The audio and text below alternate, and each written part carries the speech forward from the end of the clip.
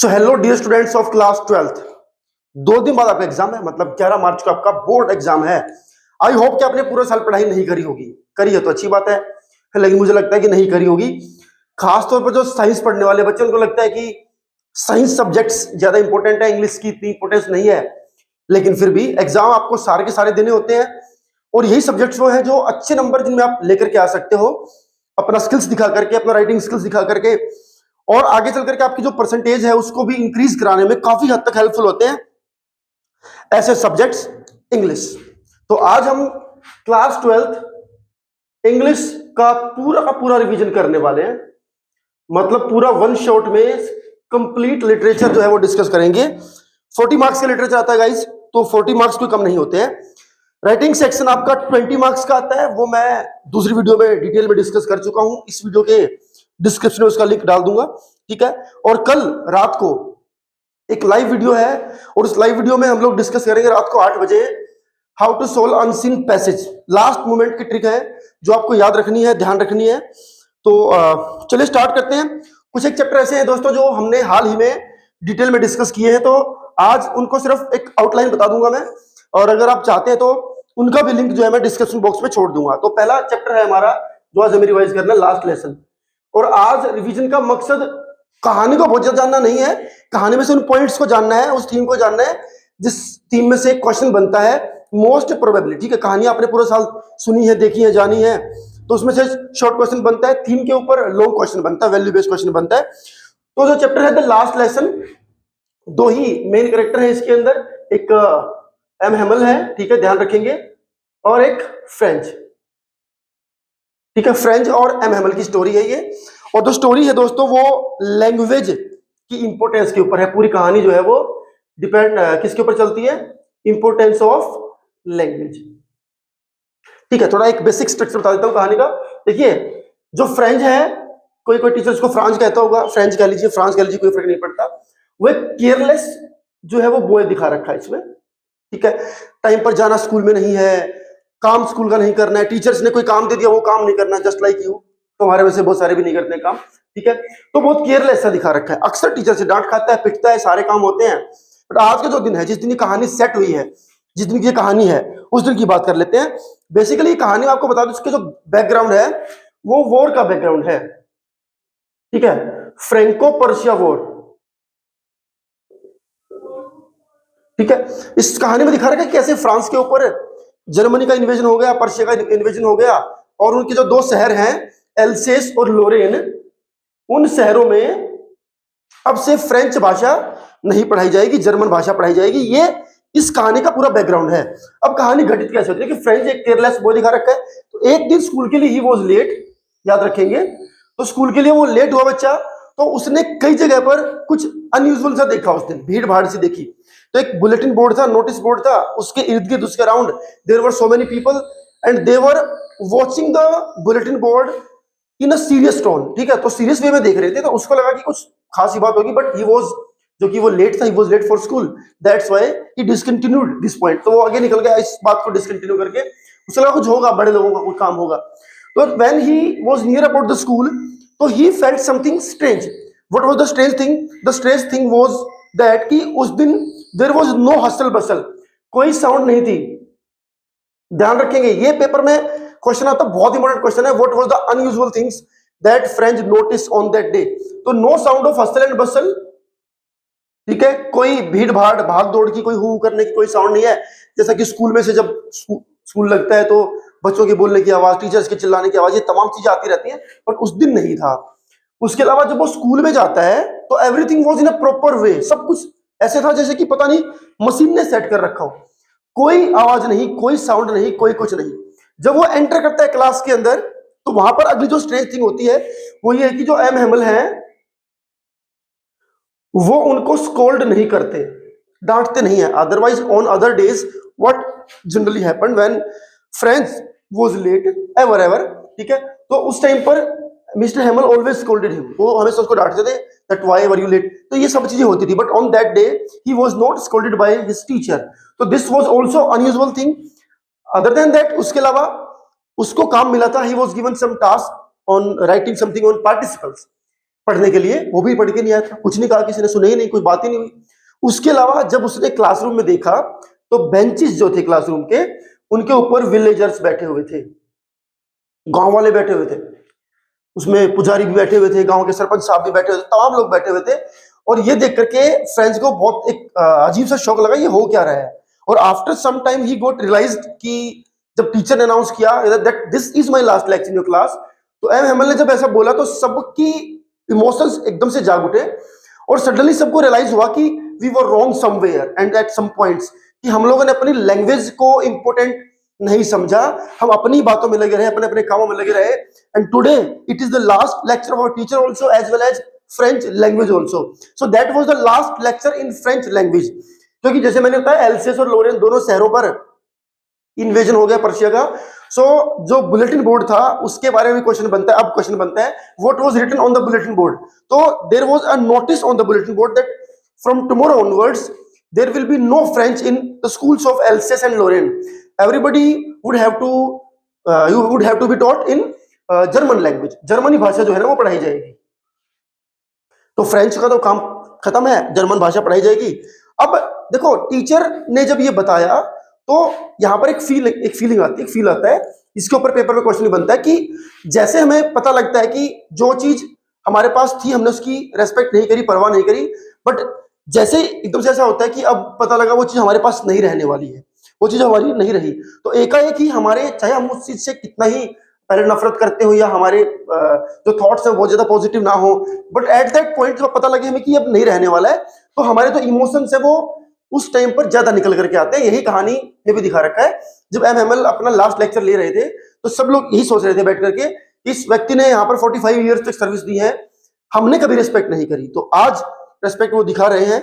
MML उनको बताते हैं कि French is the most beautiful language of this world. तो एंड उन्होंने यही बताया कि जो लैंग्वेज होती है उससे आप प्यार करो, बिकॉज हमारी जो लैंग्वेज होती है that is the key for all the prisons. वो सभी तरह के तालों या जेल जो होती है उनका उनको खोलने की चाबी होती है। तो जितना ज्यादा अपनी लैंग्वेज से प्यार करोगे उतना ज्यादा चांसेस है कि आप जल्दी फ्री होंगे किसी भी तरह की पाबंदी से, बंदिश से। यहाँ पर एक पॉइंट भी आता है कि जो जिन्होंने हमें गुलाम करा, कितना गुलाम करेंगे, जो हमारे बर्ड्स हैं, पिजन हैं, क्या वो उनको भी बोलेंगे आप भी जर्मन भाषा में गाओ, क्योंकि वो फ्री होते हैं, क्योंकि उनको अपनी ही भाषा से प्यार होता है, अपनी भाषा में गाते हैं। कोई दूसरा देश आकर के उनको ये नहीं बोल सकता किसी कबूतर को कि आज से आपको हिंदी नहीं इंग्लिश में गाना गाना है ना। So these are the points. और जो मैंने बताया कि इंपॉर्टेंस ऑफ लैंग्वेज इसमें दिखा रखा है कि कैसे लैंग्वेज से हमें प्यार करना चाहिए।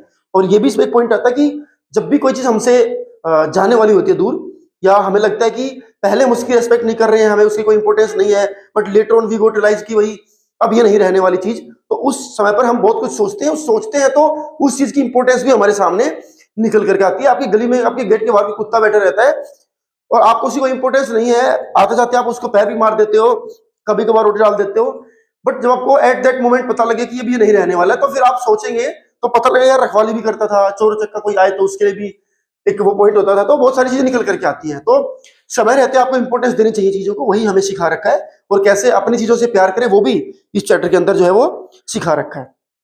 अगले चैप्टर चलते हैं दोस्तों, लोस्ट स्प्रिंग।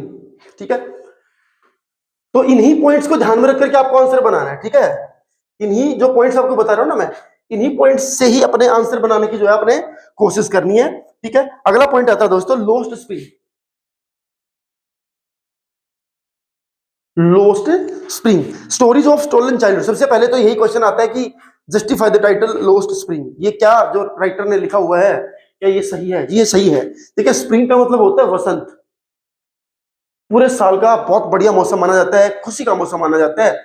और इस कहानी के अंदर दिखा रखा है कि कैसे दो बच्चे हैं और उनकी लाइफ में से जो खुशी है, उनको जो बचपन इज कॉल्ड वसंत ऑफ अवर होल लाइफ। हमारी जिंदगी की अगर पूरी जिंदगी की जर्नी को देखें तो जैसे पूरे साल की जर्नी में वसंत सबसे बढ़िया मौसम बताया गया है चीयर अप करने के लिए, ऐसे ही पूरी जिंदगी में जो बचपन है, जो चाइल्डहुड है, वो सबसे इंपॉर्टेंट स्टेज जो है ना बताई गई है। और इस कहानी में दिखा रखा है कैसे उन बच्चों की पूरी जिंदगी में से वही वाला फेज जो है वो खराब उनका हो गया, वही वाला फेज उनका जो निकाल दिया गया। तो ये चीज इसमें दिखा रखी है। That is why we can say that the chapter name that is given lost spring is appropriate. ठीक है, ये बिल्कुल सही है क्योंकि हमारी कहानी कुछ इस तरह की है। ठीक है, तो इन this story the author unveils the utter destination of the rag pickers of Seemapuri. देखिए दो कहानियां हैं। पहली कहानी में जो सीमापुरी नाम की जगह है, उनके वहां जो रहने वाले लोग हैं उनकी लाइफ बता रखी है, ठीक है। और ये लोग क्या है, रैग पिकर्स हैं। अब ये रैग पिकर्स क्या होते हैं, जो कबाड़ उठाते हैं। तो कबाड़ी बड़ी दुकानें वाले नहीं, जो गली में बोरा लेकर के चीजें उठाते हैं और फिर बेच के आते हैं, उनको बोलते हैं, ठीक है। और दूसरी जो कहानी है दोस्तों, वो बैंगल मेकर्स की स्टोरी है। उनकी लाइफ बता रखी है कि कैसे जो चूड़ियां बनाने वाले हैं फिरोजाबाद के अंदर, उनकी लाइफ का पूरा जो है वो हिस्सा कैसे चलता है और क्या है वो सब बता रखा है। और ग्राइंडिंग पॉवर्टी, दोनों के केसेस में एक चीज बड़ी कॉमन है, that is grinding poverty. Grinding poverty का मतलब होता है, प्यारे बच्चों, कई बार पेपर में भी आता है ग्राइंडिंग पॉवर्टी, ऐसी गरीबी जिसके अंदर आदमी पिसता रहता है, वो वाली गरीबी, ठीक है, उसको बोलते हैं, ठीक है। और कुछ ट्रेडिशंस भी बता रखे हैं जो कंपेल करते हैं बच्चों को to live a life of exploitation. जी हमारे घर का सिस्टम है, हमें ऐसे रहना है, तो वो सब चीजें। तो सबसे पहले बात सीमापुरी कर लेते हैं। साहिब आलम की स्टोरी है। साहिब आलम का मतलब होता है राजा। इसमें जो कहानी में जो लड़का है वो कबाड़ी है, कबाड़ चुगता है। तो राजा और कबाड़ चुगना दोनों ही अपने आप में अलग है। तो नाम भले उसका राजा है, लेकिन काम उसका बेगर्स वाला ही है। तो कहता है कि ये लोग बांग्लादेश से आए थे, इस कहानी बता रखा है, ढाका से आए थे और यहाँ पर आकर के सेटल हो गए वॉर में, 1972 के वॉर में। और उसके बाद यहाँ पर काम क्या कर रहे हैं दोस्तों, रैग पिकिंग का काम करते हैं, कबाड़ चुगते हैं, शाम को किसी कबाड़ी वाले को बेच करके आते हैं, 10 रुपए 20 रुपए जो भी मिलता है उनको, उससे उनकी रोटी चलती है। तो कहानी में क्वेश्चन भी आता है, why does the author say that garbage is gold to them. इन लोगों के लिए गार्बेज असल में गोल्ड है, वो क्यों है? तो यही उसमें आपने आंसर देना है। जस्ट बिकॉज कि उनकी जो लिविंग्स हैं वो ही इस कबाड़ पर डिपेंड करती है। तो this is not only garbage, this garbage is living for these people, तो that's why garbage is gold for them, ठीक है। खैर राइटर ये भी बताता है, राइटर जब विजिट करता है वहां पर तो बताता है कि कोई सुविधाएं नहीं है, स्कूल नहीं है। हाँ, वोट डालने के लिए कार्ड बना रखा है जिससे वोट डाल लेते हैं। तो मंत्री जी कभी कभी आते हैं, झूठे वादे करते हैं और निकल लेते हैं। तो जब पहली बार राइटर ने इनको देखा तो राइटर ने पूछा कि भैया आप साहिब से आप कबाड़ चुगते हैं और फिर ये सारी चीजें वो डिस्कस होती हैं। तो बच्चा बताता है कि ये हमारी कस्टम है, पेरेंट्स ने ऐसा किया, सबने ऐसा किया, यही चलता रहेगा, यही चलता रहेगा, और हम भी उसी पद पर हैं। तो ये सब चीजें इसमें होती हैं। और उसके बाद राइटर उससे जानना चाहता है कि एक्चुअली आपकी लाइफ कैसी। तो बच्चा पूरी डिटेल में बताता है, उसके नाम की भी चर्चा होती है, तमाम चीजें होती है। फिर राइटर को एक बच्चा दिखता है जिसके नंगे पैर थे, बेयर फुट थे। तो जब उसने उसकी गरीबी देखी, उस बेयर फुटेड बॉय से पूछा कि क्या है, तो बच्चा कहता जी ये तो फैमिली कस्टम है नंगे पैर रहने का। हालांकि बाद में वही बच्चा कहानी दिखा रखा है कि कैसे जब उसको कबाड़ में जूते मिलते हैं पड़े हुए तो उठा करके पहन भी लेता है वो, ठीक है। हालांकि भले पुराने जूते थे लेकिन बच्चा उनको पहन के बड़ा खुश होता है। बहरहाल आगे बढ़ते कहानी में। तो सीमापुरी के रैग पिकर्स की स्टोरी है। राइटर 2 विजिट करती है, 2 विजिट में एक बारी सीमापुरी की विजिट होती है, दूसरी विजिट में साहिब उसको एक टी स्टॉल पर काम करता दिखता है। देखिए कहानी में से सीधा सीधा क्वेश्चन नहीं आएगा, बताऊंगा आपको एंड में कि क्या इस कहानी में से क्वेश्चन निकलता है। तो टी स्टॉल पे काम कर रहा होता है साहिब आलम, 800 रुपीज उसको मिलते हैं। तो राइटर से जब पूछती है भाई अब तो तू नौकरी लग गया तो तू खुश होगा यहाँ पे, तो बच्चा कहता है मैं यहाँ पे खुश हुई नहीं, ये अच्छा काम है ही नहीं। उसके हाथ में चाय का उठाने का एक बर्तन था जिसके अंदर दूध वूध और सामान लेकर के जाते हैं चाय पिलाने के लिए, कैनिस्टर। तो राइटर से पूछते कि तो तेरा बोरा जो है वो तो इससे भारी था, ये तो फिर भी स्टील का हल्का कैनिस्टर है, ये तो अच्छा काम है। तो बच्चा कहता नहीं अच्छा काम नहीं है, ये जो काम मेरा है, in this task I am not my boss, somebody else is my boss. इस काम में मेरा मालिक कोई और है। भले ठीक है 800 रुपये मिलते हैं, 2 वक्त का खाना चाय पानी मिलता है, वो बात ठीक है, लेकिन मन का काम नहीं है। मन का काम तो मेरा कबाड़ उठाने का ही था। क्यों था? क्योंकि वहां पर मेरा मालिक खुद था।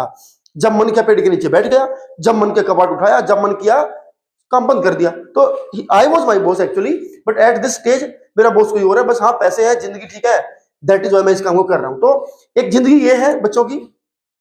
और राइटर वादा भी करती है कि अगर मैं कोई स्कूल खोलूं तो स्कूल में जाएगा, तो बच्चा कहता जाऊंगा। बट बाद में राइटर ने कोई स्कूल नहीं खुलवाया, ऐसा कुछ नहीं किया। तो एक पॉइंट भी यहां से निकलता है, कई बार क्वेश्चन भी आता है एग्जाम में कि राइटर ने भी वादा ठीक वैसे कर दिया जैसे मिनिस्टर वादा करते हैं कि आप गांव में पार्क बनवा दे, हाँ जी बनवा दो, और उसके बाद मंत्री जी आए नहीं। ये कुछ कुछ वैसा ही सीन था। झूठे प्रोमिस से लोग करते रहते हैं, कोई हेल्प नहीं करता है। तो सेकंड जो पार्ट है दैट इज अबाउट फिरोजाबाद, ठीक है। मुकेश की कहानी है दोस्तों। मुकेश का बड़ा ड्रीम होता है कि मैं मोटर मैकेनिक बनूं, और लेकिन चूंकि फैमिली ट्रेडिशन कस्टम ऐसा है कि हर व्यक्ति को काम करना पड़ता है बेंगल फैक्ट्री के अंदर। इसी बेंगल फैक्ट्री में काम करने के जो नुकसान है वो भी पेपर में कई बार पूछे जाते हैं। What are the hazards of working in the bangle industry. तो नुकसान क्या है पहले तो वो बता देता हूं आपको मैं। देखो डीप साइड में जाकर के फर्नेसेस होती हैं, बिल्कुल गहरे अंधेरे कमरों में अंडरग्राउंड, तो वहां पे एक जगह पे तो बहुत रोशनी होती है, बाकी पूरा अंधेरा होता है, तो व्यक्ति की आंखों पर बहुत बड़ा जोर पड़ता है, तो आंखें खराब होने के चांस रहते हैं। दूसरा, कांच हवा में घुलता है, उड़ता है, तो फेफड़ों के अंदर जाता है, तो लोगों की किडनियां खराब हो जाती है, उनको कैंसर तक हो जाता है, स्किन बर्न उनकी हो जाती है। तो ये तमाम चीजें हैं जो उनके साथ होती हैं, जो वहां पर काम करते लोग हैं।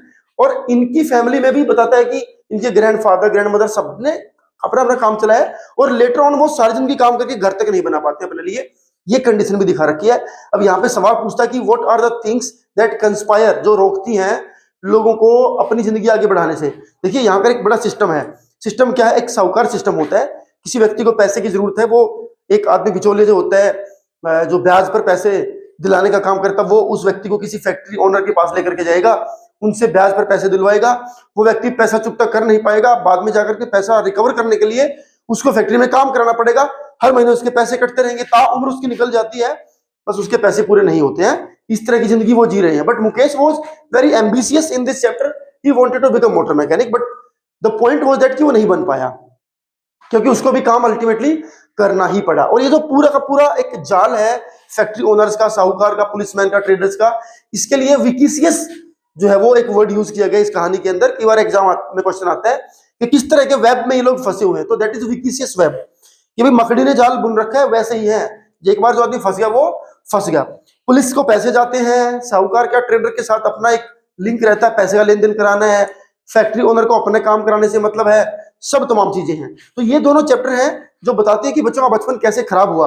अब दोनों में एक चीज बड़ी कॉमन है, ग्राइंडिंग पॉवर्टी बड़ी कॉमन है। इस कहानी में से एक वैल्यू बेस्ड लॉन्ग क्वेश्चन बनता है, चाइल्ड लेबर के ऊपर ध्यान रखेंगे। और इसमें से जैसे मैंने बताया कि बेंगल इंडस्ट्री में काम करने के हैजार्ड्स, नुकसान क्या है, या फिर लोगों को कैसे फंसा कर रखा जाता है, पूरी कहानी जो है ना एक ही बार पूछते हैं। क्वेश्चन कई बार घुमा फिरा के आता है, रियल लाइफ से कनेक्ट करके भी आता है प्यारे बच्चों, कि हो सकता है आपसे पूछे कि आपने किसी बच्चे को देखा तो आप उसको अपने हिसाब से आपने लिखना है। बट द पॉइंट इज कि ये बातें आपको ध्यान रखनी है कि किस तरह की लाइफ वो लोग जी रहे हैं। अगर ये बातें आपको ध्यान रहती हैं तो आप कोई भी क्वेश्चन का आंसर बना लोगे, चाहे कितना भी लेंथी क्वेश्चन क्यों ना हो। आपको अपना क्वेश्चन मार्क देखना है, उससे पहले की 2 लाइन देखनी है, जिससे आपको क्लियर होगा कि एक्चुअली क्या पूछा है। क्योंकि हमारा जो मेन फोकस है वो एक्चुअल आंसर को देने में है, ना कि बहुत ज्यादा कहानियां जानने समझने पे है। क्योंकि बहुत ज्यादा डीपली चले जाओगे आप तो फिर आपका टाइम भी पूरा होगा, आप लिखते रह जाओगे। 6 नंबर का क्वेश्चन करने के लिए आप हो सकता है 20 मार्क्स का पेपर अपना आपको अटेम्प्ट ना आपका हो पाए। ठीक है, अगला चैप्टर आता है प्यारे बच्चों, डीप वाटर। हाल ही में मैंने इस चैप्टर को पूरा डिटेल में डिस्कस किया था, इसका लिंक जो है हम लोग डाल देंगे डिस्क्रिप्शन बॉक्स में ना। अभी 2-3 दिन पहले इसकी वीडियो आई है, तो वहां से आप इसको देखें, कैसे विलियम डगलस की स्टोरी है और उसकी कैसे वो ओवरकम करता है, अपने आप को बचा निकालता है इन सब कंडीशन से। वही है, एक लाइफ लेसन है इस कहानी के अंदर, डीप वाटर के अंदर, कि विलियम डगलस ने कर लिया तो आप सब भी कर सकते हैं। It is very simple, not so simple but it is simple. अगर आप वर्क हार्ड करते हैं, आप अपने किसी भी डर पर काबू पा सकते हैं, किसी भी कंडीशन को आप हरा सकते हैं। सो डीप वाटर का लिंक मैं नीचे बॉक्स में छोड़ दूंगा डिस्क्रिप्शन में, जहां जाकर के आप इसकी डिटेल वीडियो देख सकते हैं, क्योंकि इंपॉर्टेंट चैप्टर है। इसमें से कई बार एग्जाम में क्वेश्चन आता है, तो ध्यान रखेंगे। जो चैप्टर में से एग्जाम में मोस्ट प्रोबेबली क्वेश्चन आएगा वही डिस्कस करेंगे। अब ये मत बोलना कि जी जो आपने छोड़ दिया या जो आपने कम इंपोर्टेंट बताया उसमें से भी आया। देखो पेपर में तो सब में से क्वेश्चन आ सकता है, बट पॉइंट इज कि मैं ये कह रहा हूं कि जो चैप्टर हमने करे उनमें से जरूर आएगा। ठीक है, और ऑप्शन आती है, 1-2 क्वेश्चन आप हर बार छोड़ सकते हैं, तो छोड़ने वाले को आप उस चैप्टर में से छोड़े ना जो आपको चैप्टर काम आता है। ठीक है, वहां जाकर के आप ये देखेंगे ना कि किस किस में से आया है, वो देखने चलेंगे तो फिर आपका काम ही खराब है। क्योंकि पेपर में तो किसी भी चैप्टर में से क्वेश्चन आ सकता है। अगर गवर्नमेंट ने आपको सिलेबस दिया है सीबीएसई ने, तो प्यारे बच्चों सरकार कहीं से भी पेपर में क्वेश्चन दे सकती है, वो तो उनका सिलेबस है ना। तो द पॉइंट इज कि आपको वो चैप्टर्स कम पढ़ने हैं, ये चैप्टर ज्यादा पढ़ने हैं, इनमें से कंफर्मली क्वेश्चन आएगा, आप उसको अटेम्प्ट करके आएंगे। अगला चैप्टर आता है प्यारे बच्चों द रेट ट्रैप। एक और इंपॉर्टेंट चैप्टर है, 105% पेपर में क्वेश्चन आता है। थीम क्या है, थीम को समझ लो, चैप्टर समझ में आ जाएगा। चैप्टर में तो स्टोरी होती है, वो स्टोरी 2 मिनट में आपको डिस्कस कर सकते हैं आप लोग। ठीक है, the rate trap provide a glimpse of human nature. कहानी के अंदर ह्यूमन नेचर को ही डिस्कस किया गया है बेसिकली, कि कितने तरह के इंसान हैं, इंसानों की क्या क्या हैबिट होती है, क्या क्या काम इंसान जिंदगी भर करता है। If it emphasises the fact that everybody has an essential goodness deep inside. और ये भी बता रखा कि कैसे हर आदमी के अंदर एक गुडनेस तो होती है, लेकिन वो डीप इनसाइड होती है, कई बार बहुत गहराई में होती है, उसका हमें पता नहीं होता। आदमी इतना बुरे कामों में लिप्त होता है कि उसको अपनी अच्छाई दिखाई देती ही नहीं है। Which can be awaken through love and understanding. और उस अच्छाई को आप लव से और अंडरस्टैंडिंग से बाहर निकाल सकते हैं। ये भी बोर्ड में कई बार क्वेश्चन आता है कि क्या लगता है आपको, लव और अंडरस्टैंडिंग से किसी इंसान को रिहैबिट जो उसको कर सकते हैं आप, रिहैब उसका हो सकता है, उसका पुनर्वास हो सकता है, उसको सुधारा जा सकता है, ये भी क्वेश्चन कई बार एग्जाम में आता है। तो इस पॉइंट को ध्यान रखेंगे, यही चैप्टर कहानी है।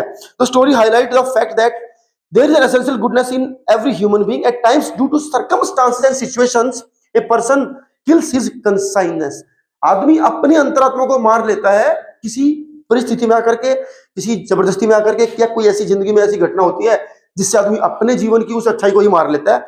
अदरवाइज सब में कुछ ना कुछ होता है। But the same man when bestowed with love and affection exhibits a totally different side of the character. लेकिन अगर आप उस आदमी से प्यार जताओ, उसको समझाओ बुझाओ, उसके साथ उस तरीके का रिलेशन अगर बनता है किसी का जो उसको प्यार से बदल सके, तो फिर डेफिनेटली आदमी के अंदर से वो अच्छा निकलती है। अब कहानी थोड़ी बता देता हूँ। पेडलर की स्टोरी है दोस्तों। पेडलर कह लो, रेट्रैप सेलर कह लो, वेगाबॉन्ड कह लो, कुछ भी कह लो। रेट्रैप मतलब होता है चूहे पकड़ने की जो मशीन होती है, जो जाल जो होता है, उसको रेट्रैप बोलते हैं। पेडलर बेसिकली छोटा मोटा थीफ भी है, रेट्रैप भी बेचता है, छोटी मोटी चोरी चकारी करता है। चोरी चकारी से मतलब बड़े हाथ बैंक नहीं लूटता है, कहीं कोई तार पड़ा हुआ उठा लिया, उससे रेट्रैप अपना बनाया फिर बेच दिया, इस तरह की चोरियां वो छोटी मोटी जिंदगी जीने के लिए जो जरूरी है उतना ही करता है। और एक थॉट ये हमें सबको देता है कि the whole world is a rattrap. पूरी दुनिया जो है वो एक रेड ट्रैप है। और इसी आइडिया पे हंसता भी है कि दुनिया कितनी पागल है, देखो घर के पीछे पागल है, गाड़ी के पीछे पागल है, लड़की के पीछे पागल है, पैसों के पीछे पागल है। ये सब चीजें हमारी जिंदगी में किसी बेट्स से कम नहीं है। और इन सभी चीजों को वो बेट्स बताता है। बेट्स, बेट्स माने जब आप चूहा पकड़ने के लिए जाल बिछाते हैं तो हुक में जो रोटी का टुकड़ा, ब्रेड का टुकड़ा, पनीर जो भी डाल देते हैं कि चूहा उसको पकड़ने के लिए आए, जैसे उसको टच करे गेट बंद और चूहा कैद। तो वही बेट्स हैं ये सब चीजें जो हमारी जिंदगी में लग्जरी, जिसको आप लग्जरियस चीजें बोलते हैं, वही बेट्स हैं जिनके लालच में आप रहते हो। 99 के चक्कर में जो आप रहते हो ना, वो काम खराब, आपको वो एक दिखता रहेगा, उसके चक्कर में आप पड़े रहेंगे और पूरी जिंदगी आपकी बर्बाद होगी। यही रेड ट्रैप सेलर भी हमें बताता है कि दुनिया से ही फंसी रहती है। बट आई एम हैप्पी कि आई am not part of this world. मैं इस तरह की दुनिया का हिस्सा नहीं हूं। बट कहानी इतनी सी सिंपल नहीं है। तो ये तो उसकी बैकग्राउंड है। बट एक दिन ऐसा होता है कि शाम होती है, रेड ट्रैप सेलर जो है वो लोगों से पूछता है, he was asking for shelter, कि भी मैं आपके यहाँ रुक जाऊं, रात हो गई, कहाँ जाऊंगा मैं। तो लोग उसको देख करके मुंह पे गेट बंद कर लेते हैं। तो गेट बंद होता रहता, बंद होता रहता, बंद होता रहता, कोई उसको रेस्पेक्ट नहीं करता, कोई उसको स्पेस अपने यहाँ नहीं देता है। बट एक क्रॉफ्टर के घर जब वो पहुंचता है, तो क्रॉफ्टर बड़ा अच्छा आदमी है, उसको देखते बोलता है तू आ जा, कोई बात नहीं। क्रॉफ्टर जो है उसकी जिंदगी में भी अकेलापन था, ठीक है, वो भी लोनलीनेस का शिकार था। इसलिए उसने उसको देखते ही उसकी बाँछें खिल गई, उसका आ जा। उसने उसको खिलाया पिलाया, टोबैको खिलाया और उसके साथ गेम भी खेला। तो ये सब चीजें करी और आराम से वो सोए। तो बहुत अच्छा सा रहा ये चीज। और यहाँ से एक क्वेश्चन भी निकलता, बाद में बताऊंगा, ठीक है। ये तो ये क्वेश्चन निकलता है कि क्रॉफ्टर ने अच्छा बर्ताव क्यों किया, बाकी ने नहीं किया। तो अब बताएंगे वो अकेलेपन का शिकार था, उसको भी कंपनी चाहिए थी, तो दैट्स व्हाई उसने ऐसा किया। और आगे जब सुबह जब होती है तो क्रॉफ्टर ने उसको अपना सीक्रेट बताया कि आई हैव अ काउ और मैं उसका मिल्क सेल करता हूँ, उसके बदले मैंने 30 क्रोनर्स जो है वो कमाए हैं। और उसके पोटली एक पाउच में दिखाता है कि देखो 30 क्रोनर्स मैंने कमाए हैं। और उसको एक पाउच को जो है कोई विंडो के पास कुछ था, तो उसने उस पाउच को टांग दिया, उसके अंदर पैसे थे।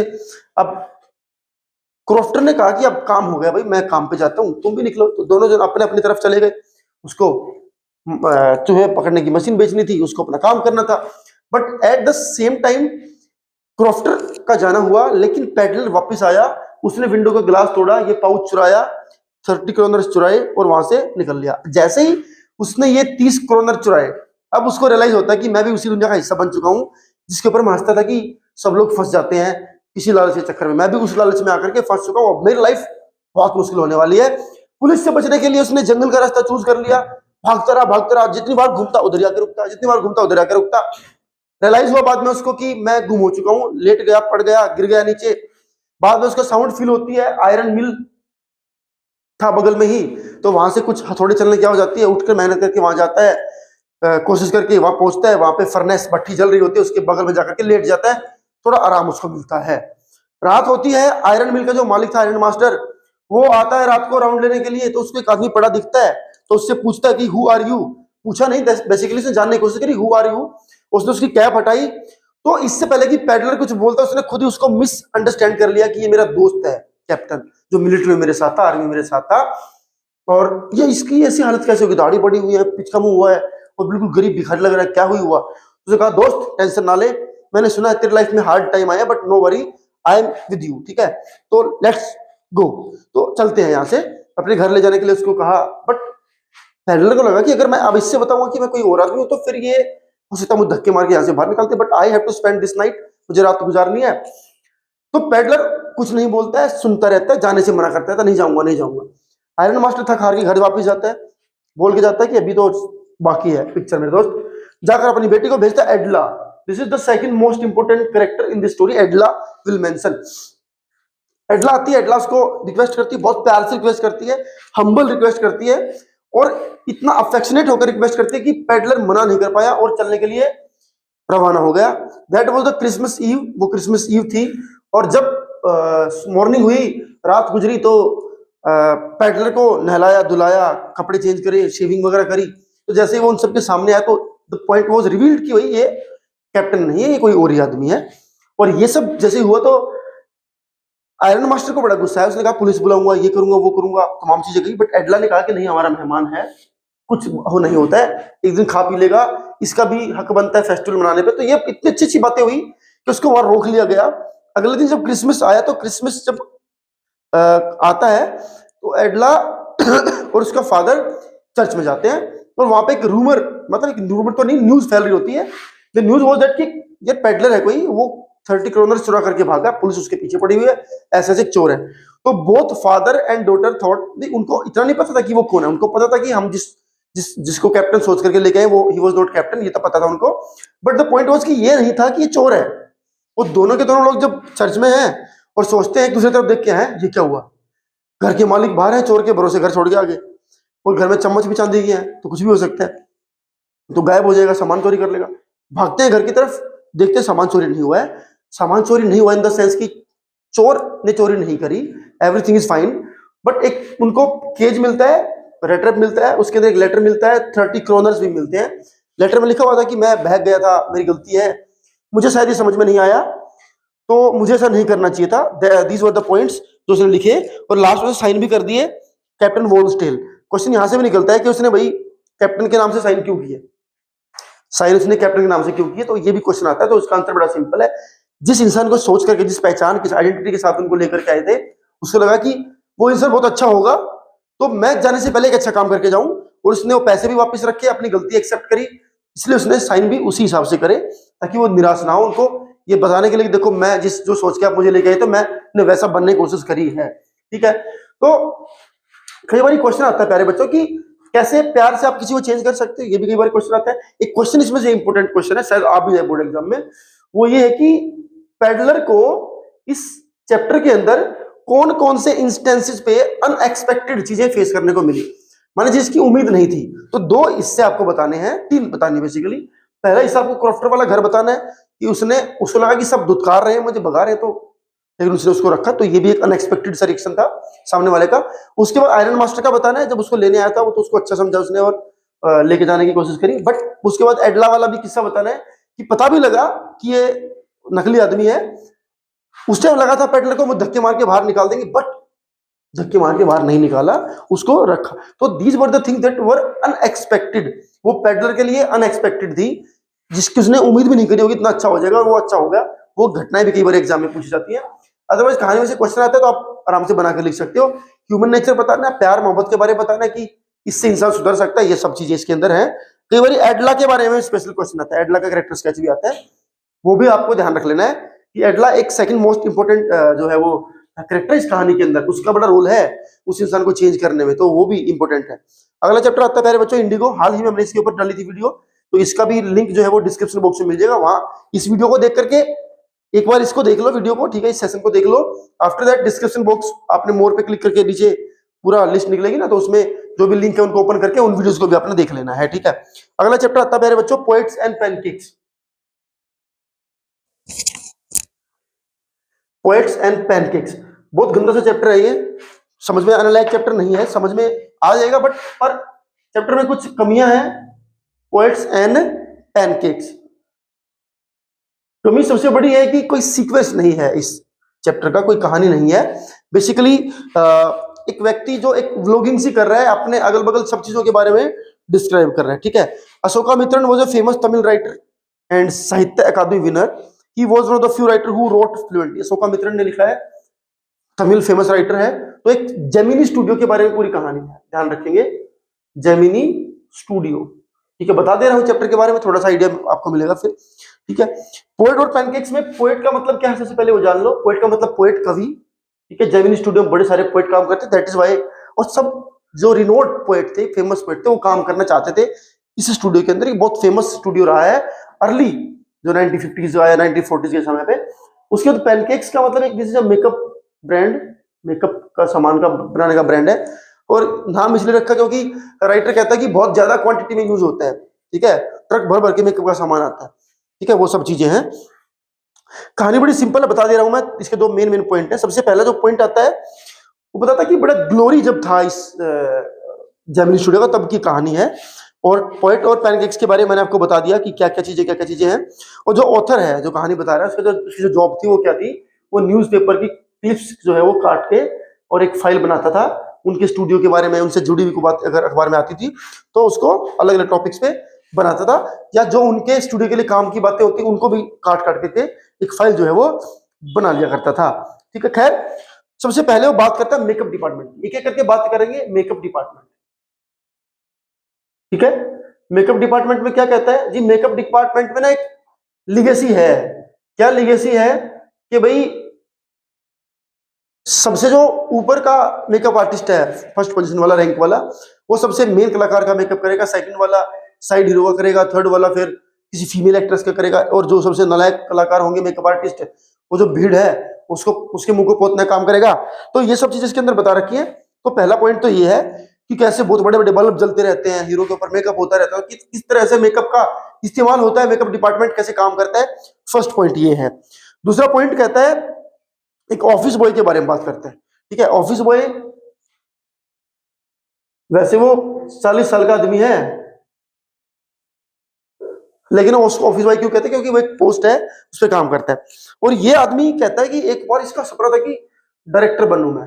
स्टूडियो है तो एक्टर, डायरेक्टर, पोएट, राइटर सब इसमें रहेंगे, ध्यान रखने वाली बात है। तो वंस ही वो थिंकिंग कि यार मैं कभी डायरेक्टर बनूंगा, उसी सपने से जो है वो यहाँ पर आया था। और इसके लिए वो एक व्यक्ति को ब्लेम करता है कि मैं नहीं कामयाब हो पाया, दैट इज सुब्बू। वो सुब्बू को ब्लेम करता है। सुब्बू क्या है, स्टूडियो के अंदर नंबर 2 है, जो स्टूडियो का मालिक है उसका राइट हैंड है, ठीक है। तो ये उसको ब्लेम करता है कि इसके कारण ये मेरी चुगली करता है, ये वो करता है, और मैं डायरेक्टर नहीं बन पाया और मैं ऑफिस बॉय बन करके रह गया। उसके बाद राइटर जो है वो सुब्बू के बारे में बताता है कि क्या है ये सुब्बू, कोठा मंगलम सुब्बू, ठीक है। कहता है he is the number 2 in the Gemini Studio and he is all rounder and very loyal to the boss. He is credited with the success of Gemini Studio. बड़ा लॉयल बंदा है। नंबर 2 पे आता है स्टूडियो में इंपोर्टेंस के मामले में, और जो सक्सेस है स्टूडियो की, कहते हैं भाई उसमें भी इसका बड़ा रोल रहा है, ठीक है। तो ये राइटर ने हम बताने की कोशिश करी है। दूसरा कैरेक्टर इसके अंदर जो बताता है वो बताता है कि एक लीगल एडवाइजर है, लॉयर कह लीजिए, स्टूडियो के अंदर काम करता है, और उसकी झड़प एक बार किसी वेस्टर्न क्लोथ पहनता है, ध्यान रखेंगे, वेस्टर्न क्लोथिंग पहनता है। कई बार स्टूडियो के सेटअप के ऊपर क्वेश्चन आता है कि भी क्या माहौल है, तो उन सब में ये सारे पॉइंट आप लिख सकते हो, ठीक है। और एक बार इसकी झड़प किसी फीमेल एक्ट्रेस से होती है, तो कहते हैं इसने उस एक्ट्रेस के करियर ही चौपट कर दिया, क्योंकि वकील से कौन लड़ पाया, है ना। तो ये भी एक सुनने में खबर आती है। The author talk about the importance of Gemini Studio enjoyed in those days as some of the most prominent poet of the country worked here. ये बताता है कि पूरे देश के जितने भी अच्छे अच्छे फेमस पोएट है, राइटर है, उन सबकी इच्छा रही कि काम करे जेमिनी स्टूडियो के साथ, और काम किया भी उन लोगों ने, ठीक है। इम्पैक्ट बताता है कि जो फॉरेन ड्रामा है उसका भी बड़ा असर होता है भाई जेमिनी स्टूडियो के ऊपर, क्योंकि फॉरेन से बड़े लोग आते हैं यहाँ पे परफॉर्म करने के लिए, और बहुत ज्यादा इम्पैक्ट है उनका। तो कहते हैं कि फ्रैंक बुचमैन जो थे, उनकी फ्रैंक बुचमैन की मोरल रीआर्मामेंट जो आर्मी थी वो भी वहां पे परफॉर्म करने के लिए आई थी। तो इन शॉर्ट अगर कहूँ तो एक ग्लोरी सी दिखा रखी है कि ये कितना बड़ा स्टूडियो है, कितने लोग काम करते हैं, थोड़ी उसकी कुछ बारीक डिटेल्स भी दे रखी है कि कुछ लोग जो काम करते हैं वो कैसे काम करते हैं। अदरवाइज इसको एक लार्ज स्केल पे हमारे सामने प्रेजेंट किया गया कि बड़ा स्टूडियो है, उसके अंदर तमाम लोग काम करते हैं, विदेशी लोग भी आते हैं, सबका मन है कि वहां पे कभी ना कभी काम करे। उसमें नंबर 2 कौन है, ऑफिस बॉय कौन है, लीगल एडवाइजर का क्या रोल रहता है, मेकअप डिपार्टमेंट कैसे काम करता है, और बाद में चलकर थोड़ा सा बता रखा है कि थोड़ा सा कम्युनिज्म को भी सपोर्ट करते हैं लोग, कम्युनिज्म। साउथ इंडिया में बहुत चलता था ये, ठीक है। कम्युनिज्म को सपोर्ट करते हैं, गांधी जी को भी सपोर्ट करते हैं, ये सब चीजें इस कहानी के अंदर बता रखी हैं, ठीक है। तो पेपर के लिहाज से बहुत ज्यादा इंपॉर्टेंट नहीं है, बट मैंने आपको थोड़ा इसका आइडिया दे दिया कि इस तरह से इस कहानी की समरी है, क्योंकि कहानी नहीं है कोई फिक्स सी, ठीक है। तो इसी तरह क्वेश्चन कई बार आता है कि भाई कैसे दिन थे उनके और क्यों इतना अच्छा बता रखा है, या फिर इस तरह के क्वेश्चंस ज्यादा बहुत सारे क्वेश्चन नहीं बनते इस कहानी में से। जो आपके एक्सरसाइज है बस उनके जो क्वेश्चन है उनको रीड कर लेना। एक और चैप्टर आता है दोस्तों ऐसा ही, द इंटरव्यू। ये दोनों चैप्टर में से आपको खाली जो आपके एनसीईआरटी की बुक है उसके पीछे जो आंसर है ना, क्वेश्चन आंसर है, उनको ही पढ़ लेना है। उसके अलावा कुछ एक्स्ट्रा करने की जरूरत नहीं है, उन्हीं में से क्वेश्चन बनता है, ठीक है। उन्हीं से राइटर को ना क्वेश्चन क्रिएट नया करते हैं। देखो द इंटरव्यू जो है वो एक इंटरव्यू ही है, ठीक है। दो पार्ट है इस चैप्टर के। पार्ट 1 में क्या बताता है कि भाई इंटरव्यू बड़े कॉमन है और इसका क्या इंपैक्ट है सोसाइटी के अंदर, वो बता रखा है, ठीक है। कहते हैं कुछ इसका गुड है कुछ बैड है।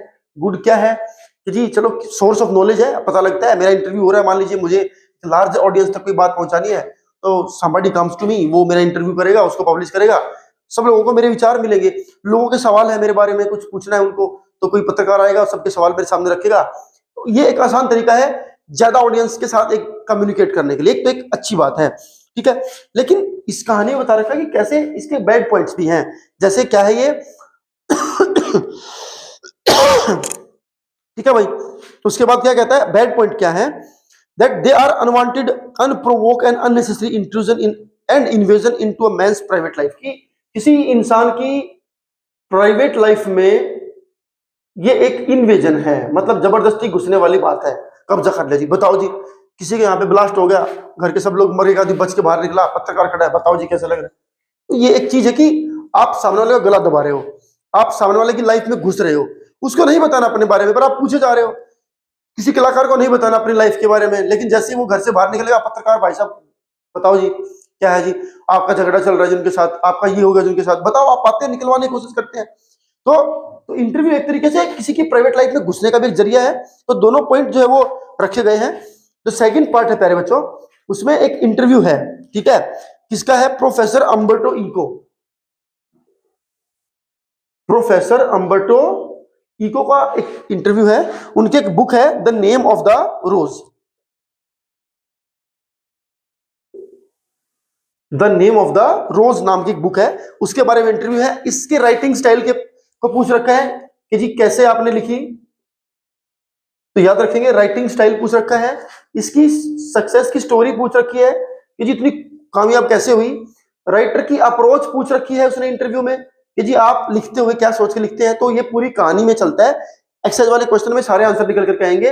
बता दे रहा हूं कि नेम ऑफ द रोज देख, इसकी खास बात क्या थी, अम्बर्टो इको जी कहते हैं कि देखने में नाम सुनने में लग रहा है कि कोई रोमांटिक सी होगी ना, name of the rose, but actually this is murder mystery.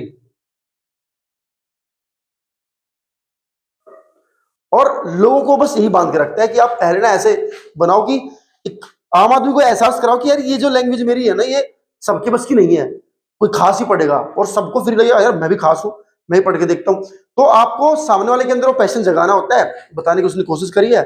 और इस पूरे इंटरव्यू में कुछ सवाल है कुछ जवाब है, और ये सारे सवाल जवाब इन्हीं चीजों के ऊपर के हैं कि राइटिंग स्टाइल उनका कैसा है, सक्सेस कैसा है, के पीछे कहानी क्या है, अप्रोच उनकी क्या रहती है।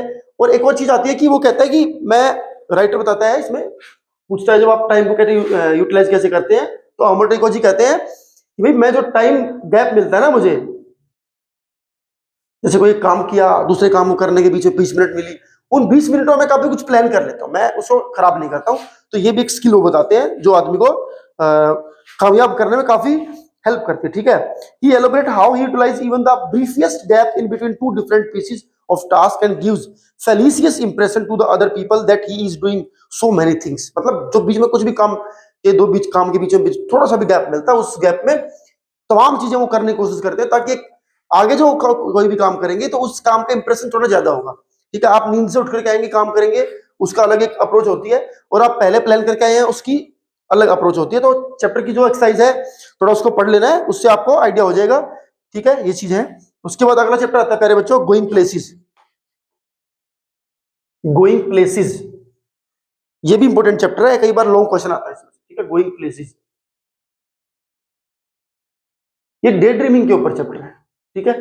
डे ड्रीमिंग समझते हो, दिनों ही सपने देख लेना। वो सपना वो आज सामने वो चीज है ही नहीं और आप अज्यूम करे जा रहे हो, मतलब आपने कभी वो चीज देखी तक नहीं है और आप चले भी गए। मतलब अमेरिका आपने कभी सोचा नहीं, देखा नहीं थी, पिक्चर में भी देखा नहीं है, लेकिन आपने बैठे बैठे विचार कर लिया मैं घूम के आ भी गया और अपने यहाँ पे फ्लाइट से नीचे उतर करके अपने घर बैठा हूँ। तो दिस इज डे ड्रीमिंग। खुली आंखों से कोई सपना देख लेना, ठीक है, ये इसकी है। और ये हीरोइज्म को भी डिस्कस करती है। देखो ये यूथ के ऊपर ही है ये पूरी कहानी। ये एक जो ग्लोरी हमें अपनी दिखती है, हम कोई अच्छी चीज अज्यूम कर लेते हैं। लाइक आपने जो चैप्टर अब आएगा, अगली बुक का चैप्टर है द थर्ड लेवल, ठीक है, वो थर्ड लेवल का जो कॉन्सेप्ट है वो कुछ इससे मिलता जुलता है। उसमें व्यक्ति क्या करता है कि उसको जो प्रॉब्लम है और उसको पास्ट अच्छा लगता है वो पास्ट में जाता है।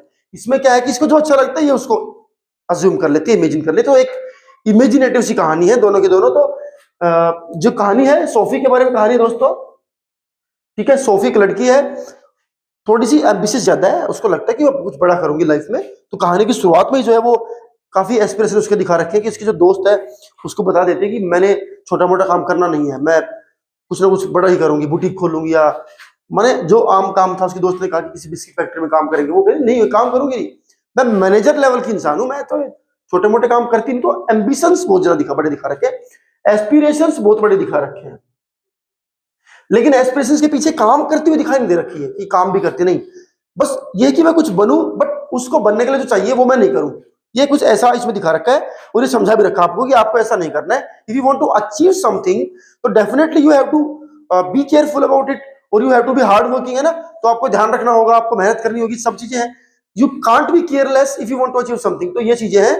तो एक थॉट भी आता है मेरे माइंड में, थॉट आ रहा है, if you want to shine like a sun you have to burn like a sun. अगर आपको सूरज की तरह चमकना है तो जलना भी उसकी तरह ही पड़ेगा, जाहिर सी बात है ना। तो ये सारी चीजें हैं। तो उसका भाई है जियोफ, ठीक है। अब जियोफ जो है उसके बारे में कहते हैं कि वो अपना कुछ ना कुछ काम धंधा लेकर के बैठा है, एक मिडिल क्लास फैमिली है और text book example of middle class family है, एक परफेक्ट मिडिल क्लास फैमिली जो सच में ही मिडिल क्लास है। भाई एक काम कर रहा है और कुछ पैसे कमाता है, उसकी बहन सोफी है वो अपना डे ड्रीमिंग करती है, फादर साहब अपनी नौकरी करते हैं, इस तरह की जिंदगी उनकी चल रही है। सोफी की होप बहुत ज्यादा है लाइफ में, मैंने आपको बताया बुटीक खोल लूंगी और बड़ी एक्ट्रेस बन जाऊंगी या कुछ और कर लूंगी। तो काफी इस तरह की वो सोफेस्टिकेटेड सी सोच रखती है, ठीक है। जेंसी जो उसकी फ्रेंड मैंने बताया, ठीक है, जेंसी जेंसी उसको समझाती है यार ऐसा मत कर तू, ऐसा नहीं होता है, रियल लाइफ रियलिटी में आता है, ये तो ख्याली पुलाव है तेरे कि मैं ये कर लूंगी ना मैं वो कर लूंगी, बट उसको किसी की बात नहीं जम रही होती है। तो ये तो एक बैकग्राउंड है कि उसका थॉट प्रोसेस कैसा है। अब पॉइंट क्या है, सोफी ने एक बड़ा सपना अज्यूम कर लिया, दैट इज डैनी केजी, एक बड़ा फुटबॉलर, आयरिश फुटबॉलर। इसको लगता है कि मैं उससे मिली हुई हूं, उससे मिलती हूं मैं।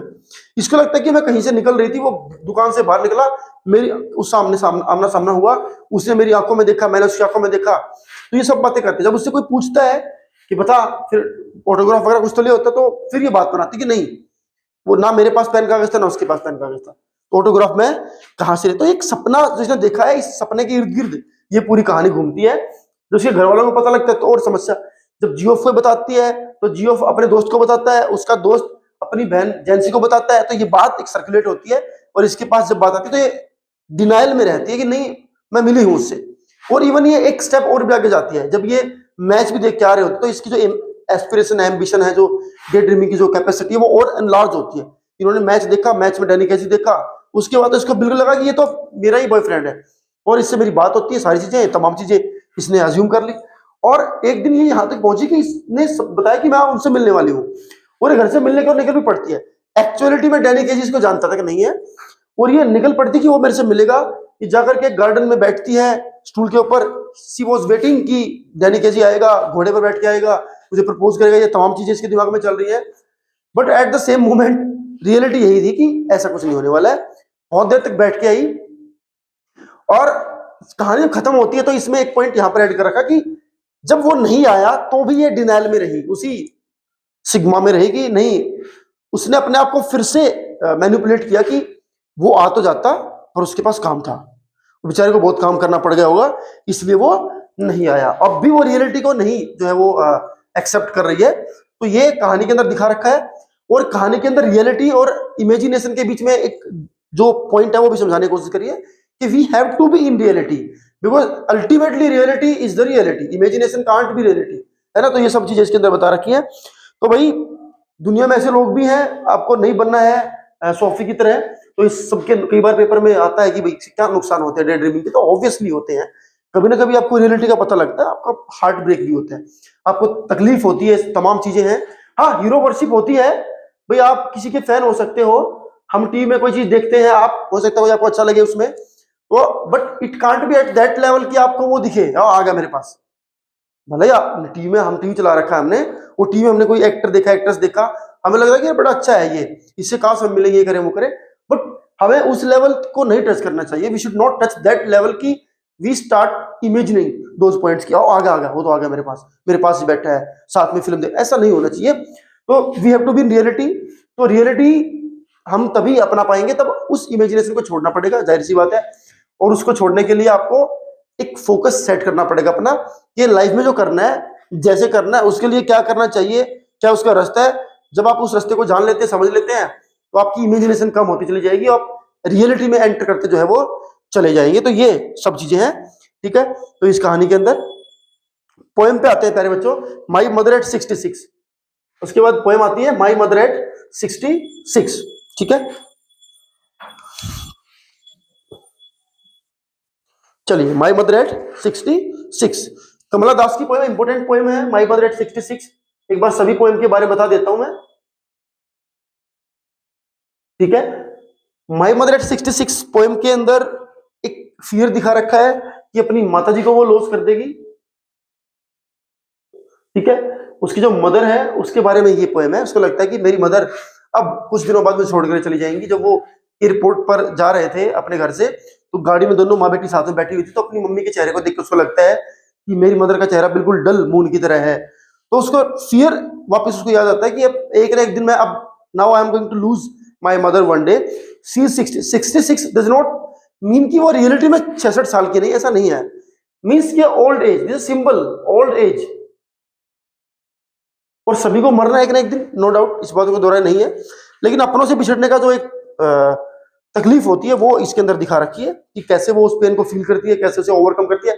ओवरकम करने के लिए क्या करती है वो, कि अपनी मदर को देख रही है, दुख होता है, बाहर देख लेती है, बाहर पेड़ चल रहे थे, बच्चे खेल रहे थे, तो उसका ध्यान जो है वो डाइवर्ट होता है। इस तरीके से वो गाड़ी में उस पेन से ओवरकम करती है। बट द पॉइंट वाज कि हाँ, उसको पता था, शी न्यू दैट फैक्ट कि उसकी मदर अगली बार शायद उससे ना मिले। तो जब कहानी खत्म होती है, तो एट द लास्ट लाइन आप देखेंगे कि अपनी मम्मी को बोल देती है सी यू सून अम्मा, और साथ में ये भी बता देती है कि उसको इनसाइड ये फीलिंग आ रही थी, शायद मैं अपनी मम्मी से दोबारा नहीं मिल पाऊंगी। तो ये पोएम है, इसमें से स्टैंजा आने के चांस 105% है, पेपर में स्टैंजा इसमें से आते जाता है इस पोएम में से, ठीक है, ध्यान रखेंगे। उसके बाद आता है प्यारे बच्चों कीपिंग क्वाइट। कीपिंग क्वाइट क्या कहती है, शांत रहो। कीपिंग क्वाइट पोएम के अंदर एक पॉइंट दिखा रखा है कि we have to be keep quiet, हमें शांत रहना है। और जब आप शांत रहते हैं, शांत रहने के लिए क्या क्या चीजें इसके अंदर बता रखी है, कहता है स्टिलनेस होनी चाहिए। इसमें से क्वेश्चन कई बार एग्जाम में क्या आता है कि keeping quiet is equal to death, ऐसा तो नहीं है, नहीं ऐसा नहीं है। कहानी के अंदर साफ साफ आप चैप्टर को, सॉरी पोएम को अगर आप पढ़ेंगे, रीड करेंगे टेक्स्ट को, तो पता लगेगा कि राइटर कहता है शांत रहना है, स्टिलनेस, मरना नहीं है, अर्थ से सीखना है। अर्थ एक वेदर में आकर, एक मौसम में आकर के क्या लगती है, एक सीजन में कि सब कुछ खत्म हो गया, पत्ते झड़ गए, पेड़ सूख गए, सब खत्म है, ठीक है। But after some time you see कि अर्थ पे सब कुछ लाइफ फिर से आती है। तो दिस इज अ साइकिल कि भाई आपको शांत होना है, फिर अपने काम पे छूट जाना है। तो शांत रहने के लिए बताता है कि भाई कोई लड़ेगा नहीं इतनी देर के लिए, काउंट अप टू 12 बताते हैं ना, वो 12 तक गिनो। तो कोई लड़ेगा नहीं, कोई झगड़ेगा नहीं, कोई बोलेगा नहीं, इंजन नहीं चलेगी, गाड़ी नहीं चलेगी, कुछ भी नहीं करना है, और फील करना है। और फील करके आपको एक पॉइंट पे आना है, दैट इज इंट्रोस्पेक्शन। ध्यान रखेंगे, इंपोर्टेंट वर्ड है, मोस्ट इंपोर्टेंट वर्ड है इस पोएम का। कल जो कंक्लूजन है इस कहानी का, वो है इंट्रोस्पेक्शन। पूरी कैलकुलेटिव करने के बाद जो निकल करके निचोड़ आता है, वो आता है कि शांत रहकर करना क्या। भाई अगर आपसे कोई पूछे भी शांत रहो, शांत रहो, क्यों शांत रहे, शांत रहने से क्या मिलेगा, शांत रहने से मिलेगा आपको इंट्रोस्पेक्शन, माने आप समझ पाएंगे अपने आप को, अपने बारे में खुद को जान पाएंगे, तभी आपको अपनी गलतियां नजर आएंगी, तभी उनको आप ठीक कर पाएंगे। क्योंकि इलाज से बड़ी चीज होती है प्यारे बच्चों बीमारी का पता लगना। बीमारी का पता ही नहीं होगा तो इलाज कैसे करोगे। तो डॉक्टर आपसे तो फीस लेता है, जो चार्ज करता है 200 रुपये 500 रुपये, जो पर्ची वो उसकी कटती है, पर्ची स्लिप लगती है कि 500 रुपये फीस है इसकी, काउंसलिंग फीस है डॉक्टर की। एक्चुअली में 500 रुपये वो दवाई नहीं बेच रहा, दवाई तो आपको खरीदनी पड़ती है, सबको पता है। वो तो बस दवाई लिख के देगा उस पर्चे पे। और दवाई, उन दवाइयों का मेडिकल स्टोर वाले को भी, केमिस्ट को भी पता होता है, बट केमिस्ट को ये नहीं पता कि सामने वाला दवाई जो लेने आया उसकी बीमारी क्या है। आप उसको बताओ कि मुझे बीमारी है, आपको केमिस्ट वाला दवाई दे देगा, नो डाउट, उसको पता है, उसने पढ़ाई पढ़ रखी है किस बीमारी की क्या दवाई है, लेकिन उसने ये पढ़ाई नहीं पढ़ रखी how to find out the problem. ये उसको नहीं पता, उसको बस पता है कि दवाइयां रखी है, बेचनी है। तो इंट्रोस्पेक्शन जब आप करते हैं तो आपको पता लगता है कि कमी क्या है। कमी का पता लगना is the most important point. ठीक तो आप तभी कर लोगे। दवाई देखो, डॉक्टर दवाई देता है, 2 दिन में आदमी ठीक हो जाता है। बीमार 10 दिन से है, ठीक 2 दिन में होता है। 10 दिन की बीमारी को पता लगाने के लिए डॉक्टर एक पर्ची काटता है, फीस वसूलता है, अच्छी खासी मोटी मोटी फीस डॉक्टर लेते हैं, वो बीमारी बताने की ही लेते हैं। जो टेस्ट करता है मशीन में, वो मशीन में वो इलाज नहीं कर रहा, उसके पास इलाज करने की कोई पावर नहीं है। वो हजारों रुपए लेबोरेटरी वाला केवल इस बात के लेता है, ये बता सके आपको कि जी आपको बॉडी में इस पार्ट में ये दिक्कत है। तो इलाज से बड़ी चीज है बीमारी का पता लगना, और वही है जब आप शांत रहेंगे, अपने बारे में विचार करेंगे, कुछ कमियां आपको पता लगेगी, और फिर आपको इस बात का एहसास होगा कि क्या सही क्या गलत है। ठीक है, डेथ के साथ कंपेयर नहीं करना है, डेथ नहीं होती है, जिंदा रहना। तो पाब्लो है हमारा राइटर जो है, वो महोदय कहते हैं कि आपको डेथ अलग लेके चलनी है, शांति अलग लेके चलनी है। पता लगे आप शांत रहना हो तो मरना ही समझ लो कि पूरी तरह शांति माने मर गया, नहीं, मरना नहीं है, जिंदा रहना है, सांस लेते रहना है। खाली अपनी एक्टिविटीज बंद करनी जो आप अदर एक्टिविटीज करते हैं, टोटल इनएक्टिव होना है आपको, बस एक्टिव नहीं रहना। ठीक है, इससे आपको नेचर के बारे में समझ आएगी, सब कुछ आपको समझ में आएगा जब आप शांत होकर के बैठोगे, शांति से समझ में आता है। चाहे क्लासरूम है, चाहे कुछ भी है। अब पूरा साल चला गया, ठीक है, आप मिस्टर किशोर पढ़ाते रहे और आप बचाते रहे, तो उससे काम चलेगा नहीं ना। तो वो तो सोचने वाली बात है ना, शांत होकर बैठे तो समझ में आता। चलिए, ए थिंग ऑफ ब्यूटी, अगली पोएम आती है प्यारे बच्चों, अ थिंग ऑफ ब्यूटी। ठीक है, जॉन कीट्स की पोएम है ए थिंग ऑफ ब्यूटी। 2 तरह की बातें बता रखी है इसमें, एक जो मटेरियल चीजें हैं उनकी ब्यूटी, एक है नेचुरल ब्यूटी। सुंदर एक चीज, इसके बारे में क्या बता रखा है, this is not permanent, this is permanent. बस ये पूरा खेल है इस पोएम का, बताता रहता है कि कुछ ब्यूटी ऐसी है जो आपको लगता है कि ब्यूटीफुल है, कोई आपने चीज देख ली, हाँ वो ये रखा है, ये पेन रखा है, बड़ा सुंदर पेन है, लेकिन वो सुंदर दिखता है, थोड़े दिन बाद वो एक्सपायर होगा, उसका समय चला जाएगा, उसके सेल खत्म हो जाएंगे, वो खराब हो जाएगा। ये घर है जी, बड़ा सुंदर है, 150 साल के बाद ये डीके होना स्टार्ट हो जाएगा, इसकी सफेदी झड़ जाएगी, ये बदसूरत दिखेगा। इंसान है, इंसान लगता है बड़ा सुंदर इंसान है, बूढ़ा होगा, 50-100 साल का हो जाएगा, एक दिन बूढ़ा भी होगा, झुर्रियां पड़ जाएंगी, मर भी जाएगा, चला भी जाएगा। दूसरी तरफ वो कहता है कि बट जो थिंग ऑफ एक्चुअल जो थिंग ऑफ ब्यूटी है, जॉय फॉर एवर, ये लाइन याद रखना, a thing of beauty is Joy for ever. ठीक है, हमेशा आपको खुशी देती है एक सच में जो थिंग ऑफ ब्यूटी होती है, चाहे वो सन है, रोज आपको खुशी देता है, मून है, वो हर रोज देखता है, जो आपके आसपास का नेचर है, नेचर आपको सदा ही खुशी देता है। और थिंग ऑफ ब्यूटी एक्चुअली जो है वो उस इंक की तरह है, उस ड्रिंक की तरह है जो हेवन के ब्रिंक से हमारे ऊपर नीचे गिर रहा है, मतलब कभी खत्म नहीं होने वाली चीज है एक्चुअली थिंग ऑफ ब्यूटी। हाँ, इसमें कुछ चीजें वो ऐड करता है जो एक्चुअली में कभी ना कभी मटेरियल चीजें थी, जैसे कि कहता है कि हमारे जो सुपरस्टार दुनिया को छोड़कर चले गए, हमारे जो ग्रेट पर्सन थे, वो भी थिंग ऑफ ब्यूटी है, क्योंकि उनकी कहानियां अभी से चलती हैं, भले वो लोग मर गए। Mahatma Gandhi ji, Bhagat Singh ji, William Shakespeare, Albert Einstein, Newton, ये सब लोग नहीं है दुनिया में, बट इनकी कहानियां पढ़ रहे हैं, तो ये भी थिंग ऑफ ब्यूटी माने जाएंगे। दुनिया की हर वो चीज जो सदैव ही आपको खुशी प्रदान करे, वो चीजों को आप थिंग ऑफ ब्यूटी कहते हैं। कई बार क्वेश्चन आता है पेपर में, कंपेयर करना आता है कि क्या चीजें पोएट ने बताने की कोशिश करी है। रियल लाइफ से आप देखा करो चीजों को जोड़ जोड़ करके, मैं जो बातें बता रहा हूं आपको उन पर विचार करना, विचार करोगे तो आपको कुछ ना कुछ समझ में भी आएगा कि सर क्या बताना चाह रहे हैं। ठीक है, लाइफ के अंदर आप उन चीजों को इंपॉर्टेंस दें जो चीजें परमानेंट हैं आपके साथ, जो चीजें आपके लिए हमेशा ही हेल्पफुल रहेंगी, those are actually thing of beauties. केवल वो चीजें जो पार्शियल हैं, किसी मोमेंट के लिए है, वो चीजों को आप थिंग ऑफ ब्यूटी नहीं कहेंगे, वो केवल दिखने में सुंदर है। एक्चुअली थिंग ऑफ ब्यूटी वो होती है जिसको जान करके, पढ़ करके, समझ करके, देख करके आपको हमेशा जीवन भर एक खुशी का आभास जो है ना वो होता रहे। अगली पोएम आती है प्यारे बच्चों, road side stand. Road side stand,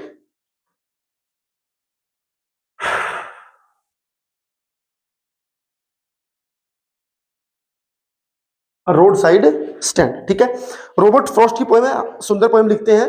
कहानी किस चीज के ऊपर है भी, रोड साइड स्टैंड मतलब जो रोड के किनारे कोई किसी ने कोई स्टॉल लगा रखी हो, कोई कुछ रख करके बेच रहा है टोकरा, उनको बोलते हैं रोड साइड स्टैंड। तो पोएट क्या बोलते हैं कि उनकी जो लाइफ है ना उसको एक्सप्लेन कर रखा है और एक गैप दिखाने की कोशिश करी गई है कि जो लोग रोड से गुजर रहे हैं उनकी लाइफ में, वो जो उसी रोड के किनारे बैठकर कुछ बेच रहे हैं उनकी लाइफ में कितना बड़ा गैप है। वो लोगों की लाइफ बता रखी है कि कैसे उन लोगों की लाइफ मिजरीज में बीतती है, कैसे उन लोगों को स्ट्रगल करना पड़ता है एक एक रुपए का सामान बेचने के लिए। ये बता रहे हैं कैसे कई बार क्या होता है, कोई व्यक्ति उनके पास आता है, रुकता है, वो लोग खुश होते हैं, कोई आया है, ग्राहक आया है, सामान बिकेगा, बट वो आदमी रास्ता पूछता है। कई बार बोलते हैं कि आपके पास पेट्रोल मिलेगा, कई बार केवल गाड़ी वहां स्लो होती है या रुकती है अपनी गाड़ी बैक करने के लिए, घुमाने के लिए, रास्ता पूछने के लिए, बताने के लिए, या गाड़ी को मोड़ने के लिए। तो ये सब चीजें बता रखी है। एट द लास्ट कुछ फ्यू लाइंस में बता रखा कि लोग क्या चाहते, क्या है समाज से। सोसाइटी के अंदर एक बैलेंस होना चाहिए कि किसी के पास बहुत पैसा है, किसी के पास बिल्कुल भी नहीं है। ये बैलेंस जो है ना वो जरूरी है लाइफ में। और ये लोग तो पैसा मांग भी नहीं रहे हैं। पोएट कहते हैं लोग पैसा मांग नहीं रहे, ये लोग कह रहे हैं कि हमें हमारी चीजें हमसे खरीदो, जिससे हमारे पास पैसा आएगा, उस पैसे से हम अपनी लाइफ को अच्छा करेंगे, उसी से कुछ और सामान बेचेंगे। मतलब कहता है कि जो लोग सामान खरीदते हैं वो सामान खरीदना ही है, फ्रूट खरीदने हैं, रोड किनारे फ्रूट बिक रहे हैं, मॉल में बिक रहे हैं, भाव हो सकता है कि मॉल में ज्यादा ही हो, कम नहीं होगा। उधर भी जो इंसान रख करके बैठा वो भी पेड़ से तोड़ करके लेके आया, उसने कोई केमिकल नहीं मिला। हो सकता है मॉल वाले में केमिकल हो, नकली हो, लेकिन वो नकली नहीं होगा। तो लोग चाहते हैं कि हमसे भी लोग सामान लें ताकि हमारी लाइफ में कुछ इंप्रूवमेंट आए, तो हमारी लाइफ भी अच्छी हो, हम भी चाहते हैं। ठीक है, the poem shows that the heartlessness of city dwellers through the poet's insane desire to put an end to the country people so that there would be relief from the complaints about the lack of upliftment of their lives। उनकी जिंदगी को भी uplift करने का उनको मौका मिलना चाहिए। शहर के लोगों से शिकायत करता है यहाँ पर पोएट। पोएट कहता है कि मुझे जो शहर के बड़े बड़े लोग वहां से गुजरते हैं उनसे ना, मुझे उनसे नाराजगी है कि वो लोगों ने अपने जिंदगी में ऐसा कोई काम किया नहीं कि आपके जो आसपास वाले हैं वो भी थोड़ा अपलिफ्ट हो सके। जीवन देखो, पोएट जो होता है ना, पोएट थोड़ा सा अलग तरीके से सोचता है हर चीज को, प्रैक्टिकल कम सोचता है। उसकी सोच सेंसफुल होती है कि आपको परचेज कुछ करना है, आप जाइए, आप रोड से गुजर रहे हैं, वहां पर एक गरीब आदमी बैठा, उससे परचेज कीजिए। आपको दिए खरीदने हैं, आपने दिवाली पे मुहिम देखी होगी, दिए खरीदने कुछ लोग वीडियो बनाते हैं कि आंटी है, ये अंकल है, यहाँ बैठ करके रोड किनारे दिए बेचते हैं, आप इनसे खरीदो, आप मॉल से मत खरीदो, आप किसी ब्रांडेड चीज से जगह से मत खरीदो। तो चीजें तो वही है। तो वही समझाना यहाँ पर भी चाह रहा है कि लोगों की कंसाइंस मर चुकी है, लोगों को सिर्फ अपने से मतलब है, लोगों को अपने दिखावे से मतलब है।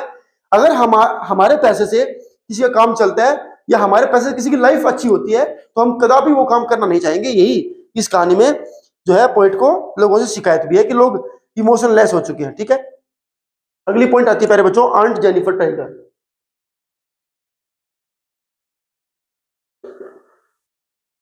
बड़ी इजी पोएम है, छोटी सी पोएम है। आंट जेनिफर है और उनकी लाइफ में एक बर्डन दिखा रखा है, उसी बर्डन की ये पोएम है कि कैसे उनकी हाथों पे वेडिंग बैंड है, उसका बर्डन है।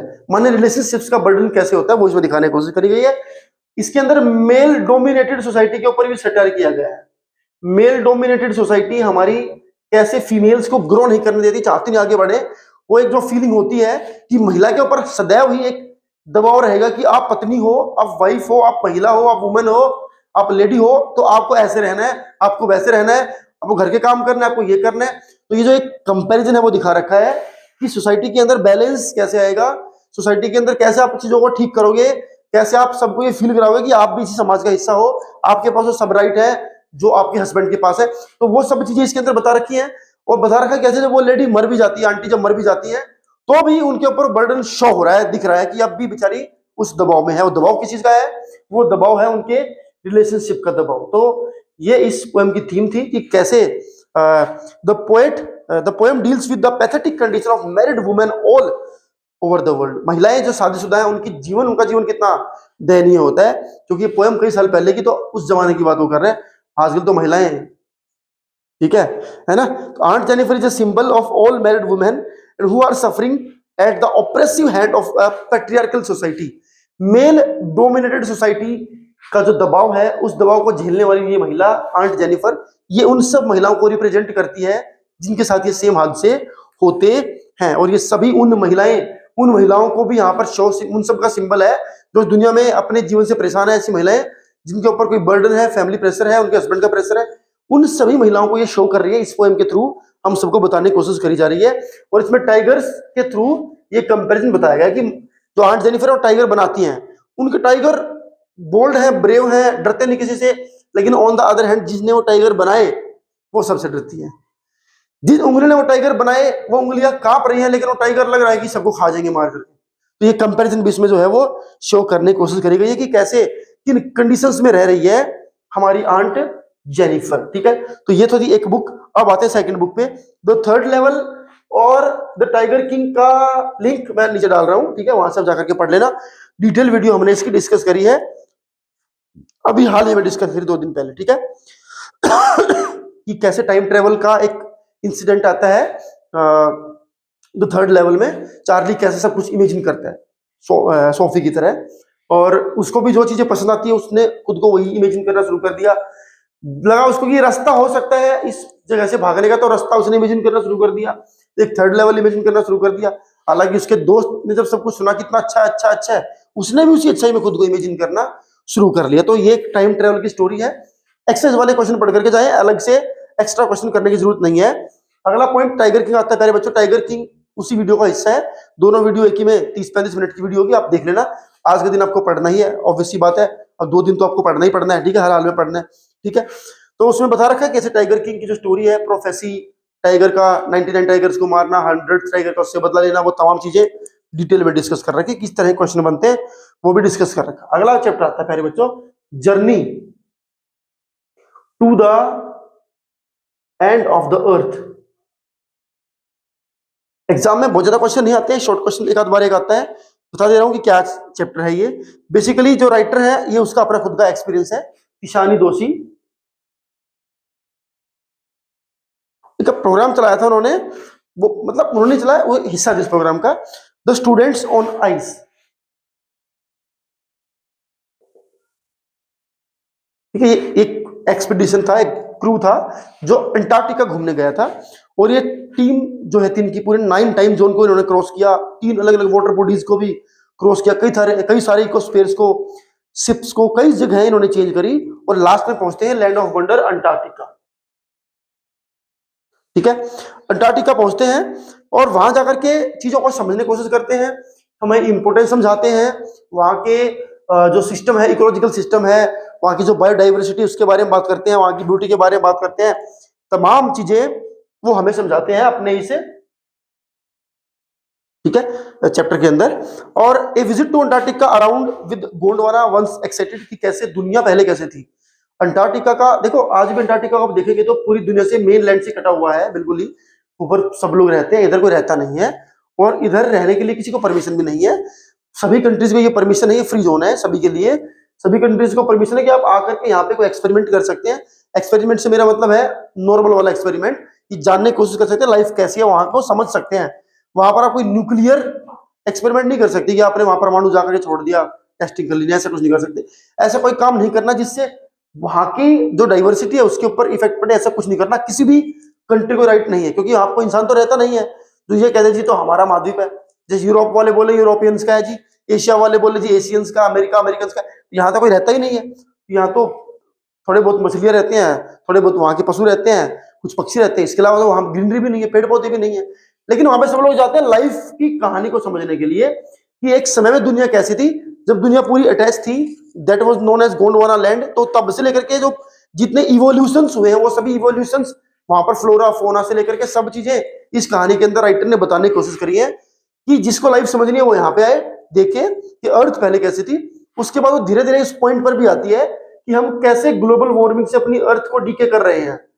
और वो बताती है कि लोगों ने बिल्डिंग्स बना दी, सब कुछ लूट खसोट मचा दी, बट द पॉइंट इज की उन एक्टिविटीज का धीरे धीरे इंपैक्ट पहुंचना स्टार्ट हो चुका है अंटार्कटिका के ऊपर भी। तो वो ह्यूमन एक्टिविटीज से कैसे इस दुनिया को नुकसान होगा, कैसे दुनिया खत्म होगी, वो चीजें भी इस कहानी के अंदर बताने की कोशिश करी गई है। कैसे human civilisation have been around the barely a few seconds on the geological clock, yet they have created a ruckus of their various activities। देखो, इंसान ने अभी तक तो कुछ सेकंड बिताई हैं, दुनिया जब तक चलेगी, इस पूरे ब्रह्मांड का जो एक टाइम पीरियड है, उस टाइम पीरियड में से हमने भी कुछ सेकंड ही जो है वो स्पेंड करी है, अभी बहुत समय बचता है। उन्हीं कुछ सेकंड में इंसान ने नुकसान बहुत ज्यादा कर दिया, इस नेचर को बहुत लॉस करा है। कैसे वहां पे लिमिटेड रिसोर्सेज हैं, बहुत कम स्पीसीज है, इसलिए क्लाइमेट चेंज अगर वहां पे होता है किसी वजह से तो उसका बहुत गहरा नेगेटिव इंपैक्ट जो है वो पड़ेगा, इंसान की लाइफ पे ही पड़ेगा। बट इंसान चिंता नहीं करता है, इंसान को अपने मजे लेने से मतलब है। इंसान को जरा भी इस बात का इल्म नहीं है कि आज हम जो एक्टिविटी करते हैं उसका हमारे कल पे क्या असर पड़ेगा, इंसान जरा भी नहीं सोचता। इंसान केवल उस बात में सोचता है अगर आज हमने कोई एक्टिविटी करी और उससे हम अभी मर गए तो इंसान सोचेगा ओ ये तो सोचना पड़ेगा। बट अगर इंसान को लगता है कि 10 साल बाद इसका इंपैक्ट पड़ेगा, हमें 10 साल से कोई मतलब नहीं है। तो यंगस्टर्स लोगों को लेकर के जाया गया, समझाया गया कि लाइफ चलती कैसे है, बनी कैसे है, और जो दुनिया भर में चेंजेस आ रहे हैं उनसे कितना गहरा प्रभाव पड़ना शुरू हो गया। अंटार्कटिका के ऊपर भी अगर सारी आइस यहाँ की पिघल जाती है तो कितना बड़ा इंपैक्ट पड़ सकता है, कैसे कुछ सिटीज जो समुद्र किनारे बसी हुई डूब भी सकती हैं, इतने ज्यादा बड़े बड़े आइसबर्ग है, पूरा का पूरा बर्फ का माधवी है, ये पूरी बर्फ की लैंड है। आप इमेजिन नहीं कर सकते वो सारी बर्फ एक साथ अगर मिक्स होती है तो जो सी लेवल हो कितना बढ़ेगा। तो बहुत गहरे इंपैक्ट होने वाले हैं, लोगों को मतलब नहीं है, वही सब चीजें यहाँ पर डिस्कस कर रखी है। एक्सरसाइज में कुछ क्वेश्चन दिए हुए हैं उनको आप आराम से पढ़ ले, आपका काम चल जाएगा, बहुत ज्यादा डीप क्वेश्चन नहीं आता है। ठीक है, आगे बढ़ते हैं प्यारे बच्चों। दी एनिमी, ये मोस्ट इंपोर्टेंट चैप्टर है। ठीक है, डॉक्टर सदाओ, उनकी वाइफ है हाना, दोनों की स्टोरी है प्यारे बच्चों, पेपर के लिए बहुत इंपॉर्टेंट चैप्टर है। कहानी बड़ी सिंपल है, कोई मुश्किल नहीं है। पर्ल एस बक की स्टोरी है, ये कन्फ्लिक्ट की स्टोरी है।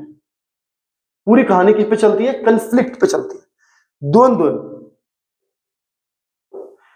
आदमियों के अंदर जो द्वंद्व चलता रहता है कि एक व्यक्ति सोच रहा है कि मैं ये करूं कि ये करूं, वो चीज इसमें दिखा रखी है। कैसे कहानी स्टार्ट होती है, डॉक्टर सदाओ के घर के पास से, बीच से, जहां पर इन दोनों को मिलता है एक व्यक्ति जो कि हाफ डेड कंडीशन में था। ये देखते हैं, पता लगा उसकी कैप से कि अमेरिकन सोल्जर है।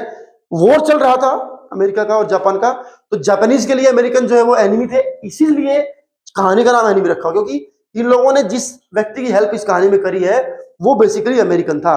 तो जापानीज के लिए अमेरिकन एनिमी है, that is why the story given name is enemy. पूरी कहानी आगे डिस्कस करेंगे। हाँ, तो कहता है कि उसको देखा, अब डॉक्टर था चूंकि एक टाइम पर अमेरिका में रहा है, अमेरिकन कस्टम्स को भी जानता है, अमेरिका को भी समझता है, पहचान कर ली, और हाना से उसकी शादी हुई। और जो कि जापानीज है प्योरली जो है वो ट्रेडिशंस को फॉलो करते हैं, कस्टम को फॉलो करते हैं, दिल से पूरे जापानी हैं।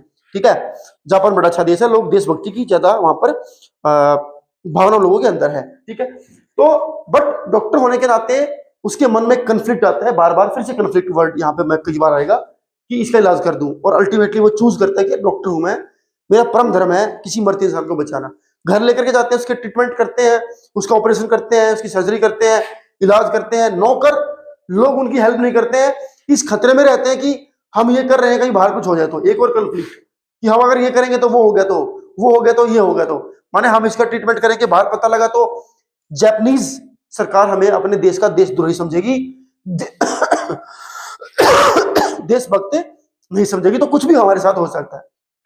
खैर ऑपरेशन किया गया, उस व्यक्ति को थोड़ा सा होश भी आया, वो ठीक भी हुआ। हाना ने कई बार समझाने की कोशिश करी कि इसको जाने दो, मरने दो, लेकिन डॉक्टर है, डॉक्टर तो डॉक्टर वाली बात फील रखेगा। ठीक है, आजकल के डॉक्टर की तरह नहीं ना कि बस पैसे पहले पर्ची कटवाओ, वो चीज नहीं थी, उसने उसका इलाज किया, अपने रिस्क पे इलाज किया। बाद में डॉक्टर सदाव ने खुद को प्रूव करने की कोशिश करी कि आई एम पैट्रियोटिक ऑल्सो।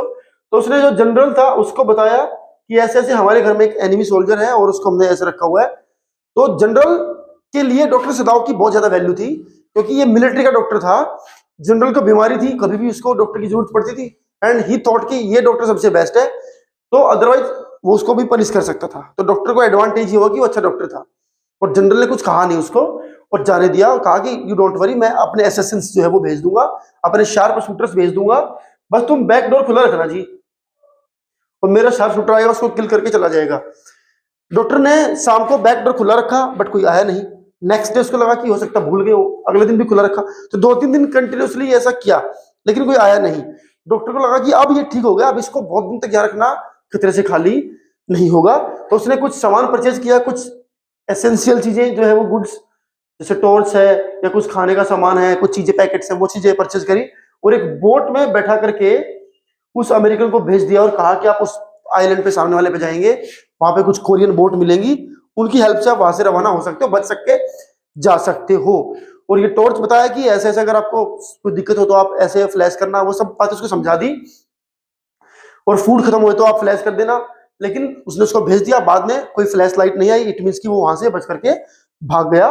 तो ये कहानी उसने उसको भगा दिया। अब कहानी में क्वेश्चन क्या आता है? क्वेश्चन सबसे इंपॉर्टेंट एक आता है कि हमारे अंदर जो कंफ्लिक्ट होता है उसके अकॉर्डिंग आपको सबसे पहले देश को चूज करना चाहिए कि अपने प्रोफेशन को चूज करना चाहिए, एक बात। दूसरी बात, इंसानियत पहले आती है या फिर देश पहले आता है? तीसरी बात, डॉक्टर सदाव ने जो किया वो सही किया कि गलत किया? फोर्थ नंबर पे पॉइंट आता है कि इसके प्लेस पर अगर आप होते तो आपका क्या एक्शन होता या आप कैसे इस चीज को हैंडल करते, टैकल करते? पांचवी बात, क्या डॉक्टर सदाव लगता है आपको सच में देशभक्त थे? अगर थे तो उन्होंने ऐसा क्या किया जिससे उन्होंने साबित कर दिया कि वो देशभक्त थे? तो तमाम चीजें हैं जो इस कहानी के अंदर पूछी जाएंगी। तो इंपॉर्टेंट चैप्टर है, ये सब चीजें मैंने आपको बताई हैं। आप इन बातों का जवाब सोच करके अपने आप से इस जो मैंने डिस्कस किया उन्हीं चीजों से उन पॉइंट को निकालना है, ठीक है। अगला चैप्टर आता है प्यारे बच्चों, on the face of it. On the face of it, on the face of it एक और इंपॉर्टेंट चैप्टर है, लॉन्ग क्वेश्चन इसमें से कई बार बनता है, ठीक है। क्या कहता है? दो कैरेक्टर के इर्द गिर्द है। एक लाइफ में थॉट प्रोसेस होता है हमारा, नेगेटिव और पॉजिटिव थॉट। तो डेरी और मिस्टर लैम, दो कैरेक्टर है इस कहानी के अंदर। मिस्टर लैम को सो कॉल्ड पॉजिटिव अप्रोच वाला कैरेक्टर दिखाया गया है कि वही बहुत सकारात्मक सोचता है। डेरी को जो है को नेगेटिव माइंड सेट वाला बच्चा दिखाया गया है। बेसिकली मिस्टर लैम का गार्डन होता है प्यारे बच्चों, ठीक है। उस गार्डन में बहुत सारे पेड़ होते हैं, फलदार पेड़ होते हैं। एक बच्चे को लगा कि मैं जाकर के फल तोड़ लेता हूँ कुछ करने के लिए। वो बच्चा एंटर करता है, he was Derry, but mister Lamb उसके सामने मिलते हैं। मिस्टर लैम एक ही बात कहते हैं कि गेट खुला था, मेरा गेट हमेशा खुला रहता है, आप जब चाहो आ सकते हो, फ्रूट तोड़ो, खा सकते हो, कुछ भी करो, कर सकते हो। डेरी नहीं बोलता है, चुप रहता है। मिस्टर लैम ने देखा कि चुपचाप बच्चा है तो उसने उससे पूछने की कोशिश करी। बातों बातों में कुछ बातें निकल करके सामने आई कि डेरी कहता है कि दुनिया में मेरे मतलब का कुछ भी नहीं है, कोई मेरे से प्यार नहीं करता, मैं किसी काम का नहीं हूं। पूछा कि क्या ही हुआ? उसने बताया कि मेरे फेस का एक साइड जो है वो बर्न है। इवन माई मदर, इफ उनको भी किस मुझे करनी होती है तो वो इस वाले चेहरे पे किस नहीं करते जहां से जला हुआ है, दूसरी साइड करते जहां से नहीं जला हुआ है। तो पूरी दुनिया में मेरे मतलब की कोई चीज मुझे दिखाई देती नहीं है, हर तरफ नेगेटिविटी दिखाई देती है। अब मिस्टर लैम उसको समझाते हैं कि नहीं, ऐसा नहीं है, आप अपने मतलब की चीजें आपको खूब मिल जाएगी। आप यहाँ बैठो, आपको अपने चारों तरफ देखो, इनमें से कौन सी चीज आपको लगता है कि ये आपको नुकसान करेगी, या ये घास आपको नुकसान करेगा, या ये पेड़ आपको नुकसान करेगा? बताओ कौन सी चीज आपको क्या कह रही है?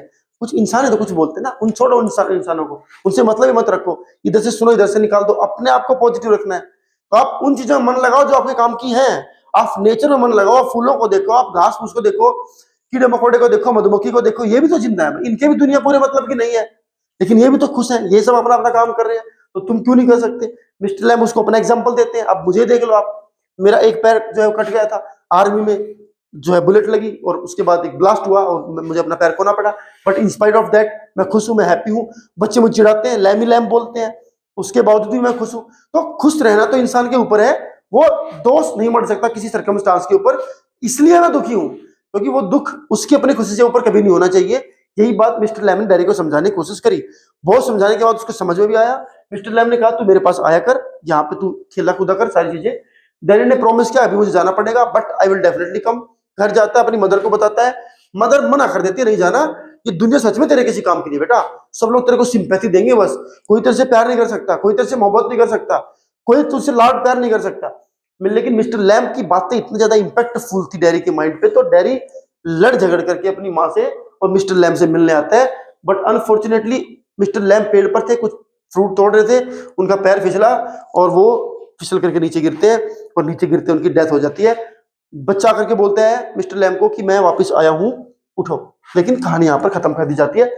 पॉइंट बड़ा सिंपल है लाइफ की अप्रोच को लेकर के कि आप जिंदगी को कैसे देखते हैं, आपका नजरिया कैसा है, आपकी अप्रोच कैसी है, आपकी इच्छाएं, आपकी भूख कैसी है लाइफ को लेकर के, उसी हिसाब से व्यवहार करोगे, वही आपका एटिकेट बनेगा।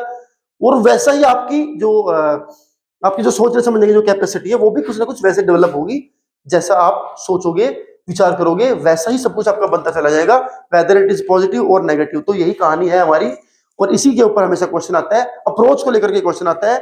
या कई बार ये भी क्वेश्चन आता है कि डेरी ने ऐसा क्या किया, सॉरी मिस्टर लैम ने ऐसा क्या किया कि डेरी ने उसकी बात मान ली। तो वही सब बातें हैं, अपनी लाइफ का दुख बताया।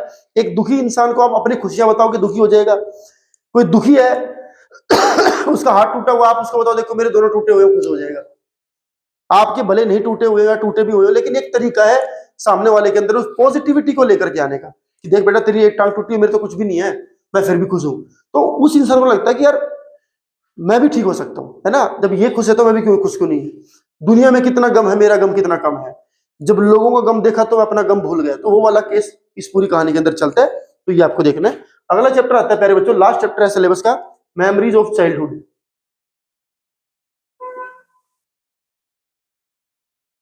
आज की वीडियो आपके 35 प्लस मार्क्स रेडी करा देगी अगर आपने ध्यान से देखी होगी तो, ठीक है। देखो मेमोरीज ऑफ चाइल्डहुड, दो कहानियां हैं, जितकला शाह और बामा। और ये जो कहानी चलती है हमारी, ये चलती है डिस्क्रिमिनेशन के ऊपर, माने भाव भेद, भेदभाव, भेदभाव के ऊपर कहानी चलती है। दो तरह का भेदभाव दिखा रखा है। पहला जो भेदभाव है वो ट्रेडिशनल भेदभाव है, ठीक है, और जो एक रेस जिसको आप कह सकते हैं, ठीक है, कि सिस्टम वहां का कैसा है। दूसरी वाले में अगर आप देखेंगे बामा वाली स्टोरी में, तो वहां पे कास्ट की बात करी गई है। तो पहले जितकला शाह को डिस्कस कर लेते हैं। जितकला शाह एक अलग कल्चर से आई थी, स्कूल में गई, वहां पे अलग कल्चर था, और स्कूल का अपना एक सिस्टम था कि सबको अपने बाल काटने, इसलिए इस कहानी का नाम, इस वाले हिस्से का नाम है the cutting of my long hair, ठीक है। और कैसे स्कूल चलता है, उसके सिस्टम कैसे, उसके ऊपर इसने पूरी कहानी जो है वो बना दी। तो बताती है कि कैसे जब हम रूम में थे तो बेल बजती है, उस बेल के बाद सबको नीचे आना होता है खाना खाने के लिए, ठीक है, मैस में। और वहां फिर एक और बेल बजती है, आप चेयर सरकानी होती है, फिर एक और बेल बजेगी, आप चम्मच उठाएंगे, अपने आप को प्रिपेयर करेंगे, फिर बैठे खाएंगे। बट इसने क्या किया, इसने जैसे बेल बजी जाकर के बैठकर खाना शुरू कर दिया, एक ही बेल बजती। बाद में सी गोट रियलाइज की दूसरी बेल बजेगी, देन मुझे खाना है। तो वो चीज तो बाद में इसको समझ में आती है। तो उस केस में इसको थोड़ी सी एम्बेरसमेंट फील होती है, क्या सिस्टम है, मैं कहां पर आ गई, कैसे काम चलेगा। But this is not the more important point. The more important point is कि बाद में जब अपने रूम में जाती है, वहां पर जो हुआ, दैट इज द पॉइंट जो इस कहानी को हमें डिफाइन करता है कि असली डिस्क्रिमिनेशन क्या है। तो होता ही है कि कटिंग ऑफ माई लॉन्ग है, इसको बोला कि आपको बाल काटना है, इसकी फ्रेंड ने बताया। ये कहती है कि बाल काटना हमारे कस्टम में नहीं है, हमारे ट्रेडिशन में नहीं है। हमारे ट्रेडिशन में बाल काटने का मतलब होता है कि आपको कायर जो है बताया जाएगा, कि आपके फादर नहीं रहे, या तमाम चीजें जोड़ी जाती हैं, एसोसिएट की जाती है इन बातों के साथ। तो I am not going to cut my hair, तो ऐसा उसको बताया गया। बट उसको समझाया कि ऐसा नहीं होगा, जबरदस्ती आपके बाल काट दिए जाएंगे। और इसके नाम क्या लगाते हुए वार्डन्स जो टीचर्स थे वो आते हैं।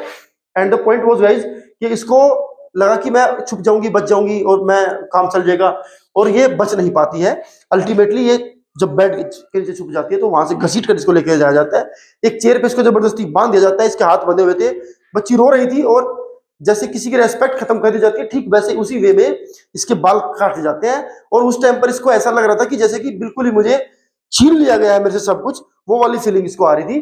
तो बताती है कि कैसे क्यों होता है कि इस दुनिया में क्यों नहीं सबको अपना अपना कल्चर फॉलो करने की जो एक फ्रीडम होती है वो क्यों नहीं थी, और क्या ही मेरे साथ हुआ। तो ये वाला जो डिस्क्रिमिनेशन है वो बता रखा है।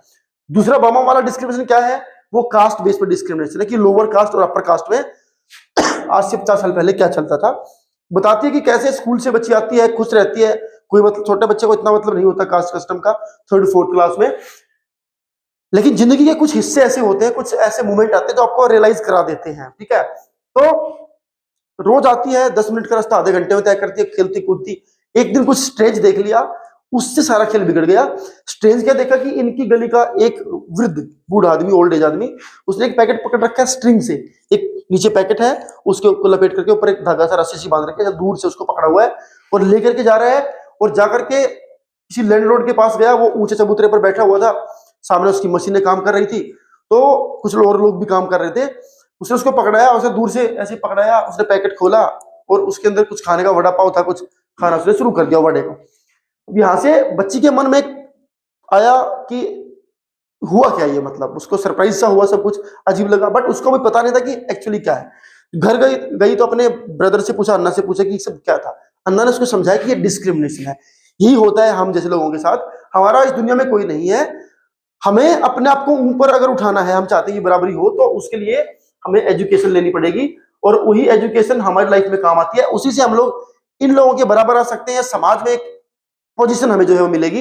इसके अलावा दूसरा कोई तरीका नहीं है, ठीक है। तो यहां से मामा को समझ में आता है कि कैसे कैसे चीजें डिफरेंस होती है, कास्ट के वजह से क्या क्या फेस करने को मिलता है, बातें वामा खूब पढ़ी और उसको कई बार जिंदगी में डिस्क्रिमिनेशन फेस करना पड़ा, कॉलेज में भी स्कूल में भी, लेकिन अल्टीमेटली वो पढ़ लिख करके बड़ी राइटर बनी और बाद में चैप्टर हम उनका पढ़ रहे हैं, तो इसका मतलब कुछ ना कुछ जिंदगी में अच्छा अचीव किया उन्होंने। और यही है इस कहानी की कि इंपॉर्टेंस ऑफ एजुकेशन से आप डिस्क्रिमिनेशन को कम कर सकते हैं। और पूरी कहानी जिस भेदभाव को डिस्कस करती है, तो कई बार ये कंबाइन क्वेश्चन आता है कि दोनों के भेदभाव में क्या सिमिलरिटी थी, क्या डिसिमिलरिटी थी, क्या अंतर था, या फिर कई बार अकेले वामा के ऊपर भी क्वेश्चन आता है, कई बार जितकलासा के ऊपर भी क्वेश्चन आता है, लॉन्ग क्वेश्चन भी कई बार अगर आएगा तो वैल्यू बेस्ड जो क्वेश्चन आएगा उसमें आपसे रियल लाइफ चीजें भी पूछी जाएगी, क्या आपने कभी ये चीज देखी है, क्या आपने कभी सोचा है, या इससे सोसाइटी को कितना नुकसान हो सकता है, देश के लिए कितना इंपैक्टफुल है, कितना नहीं है, ये सब चीजें आपको पता होनी चाहिए। Being a student of 12th class आपका माइंड इतना काम करना चाहिए कि अगर आपको कोई टीचर बताए कि जाति पाति का भेदभाव क्या होता है, तो आप एक पूरा का पूरा सिस्टमेटिक वे में क्वेश्चन तैयार कर सके, इतनी बुद्धि आपके अंदर होनी चाहिए। तो ये था हमारा पूरा revision one shot. I hope कि समझ में आ गया होगा, अगर आया है तो दी बेस्ट है, नहीं आया तो एक बार फिर से वीडियो देख लो। कुछ इंपोर्टेंट वीडियो जो हमने चैप्टर छोड़ दिए हैं उनका लिंक मैंने डिस्क्रिप्शन बॉक्स में डाल दिया है, तो उनको जाकर के आप देख सकते हैं। कल रात को यानी कि 10 तारीख को रात को 8 बजे हम एक सेशन लेंगे जिसके अंदर how to solve unseen passage जरूर देखना है, क्योंकि उसके अंदर आपके 20 नंबर पक्के हम कर देंगे, ताकि परसों जब एग्जाम देने जाओ तो ऐसे सोच करके जाना है कि पूरे पेपर में मुझे सब आते हैं, क्योंकि यहाँ पे सब कुछ सीख लोगे तो वहां जाकर कुछ नया नहीं मिलेगा, नया नहीं मिलेगा तो सब कुछ पुराना ही होगा, पढ़ा हुआ होगा, आराम से क्वेश्चन कर पाओगे। वीडियो अच्छी लगी है तो इसको लाइक जरूर करें, शेयर जरूर करें अपने फ्रेंड्स के साथ इस सेशन को, और हमारे चैनल को सब्सक्राइब भी कर सकते हैं। Thank you.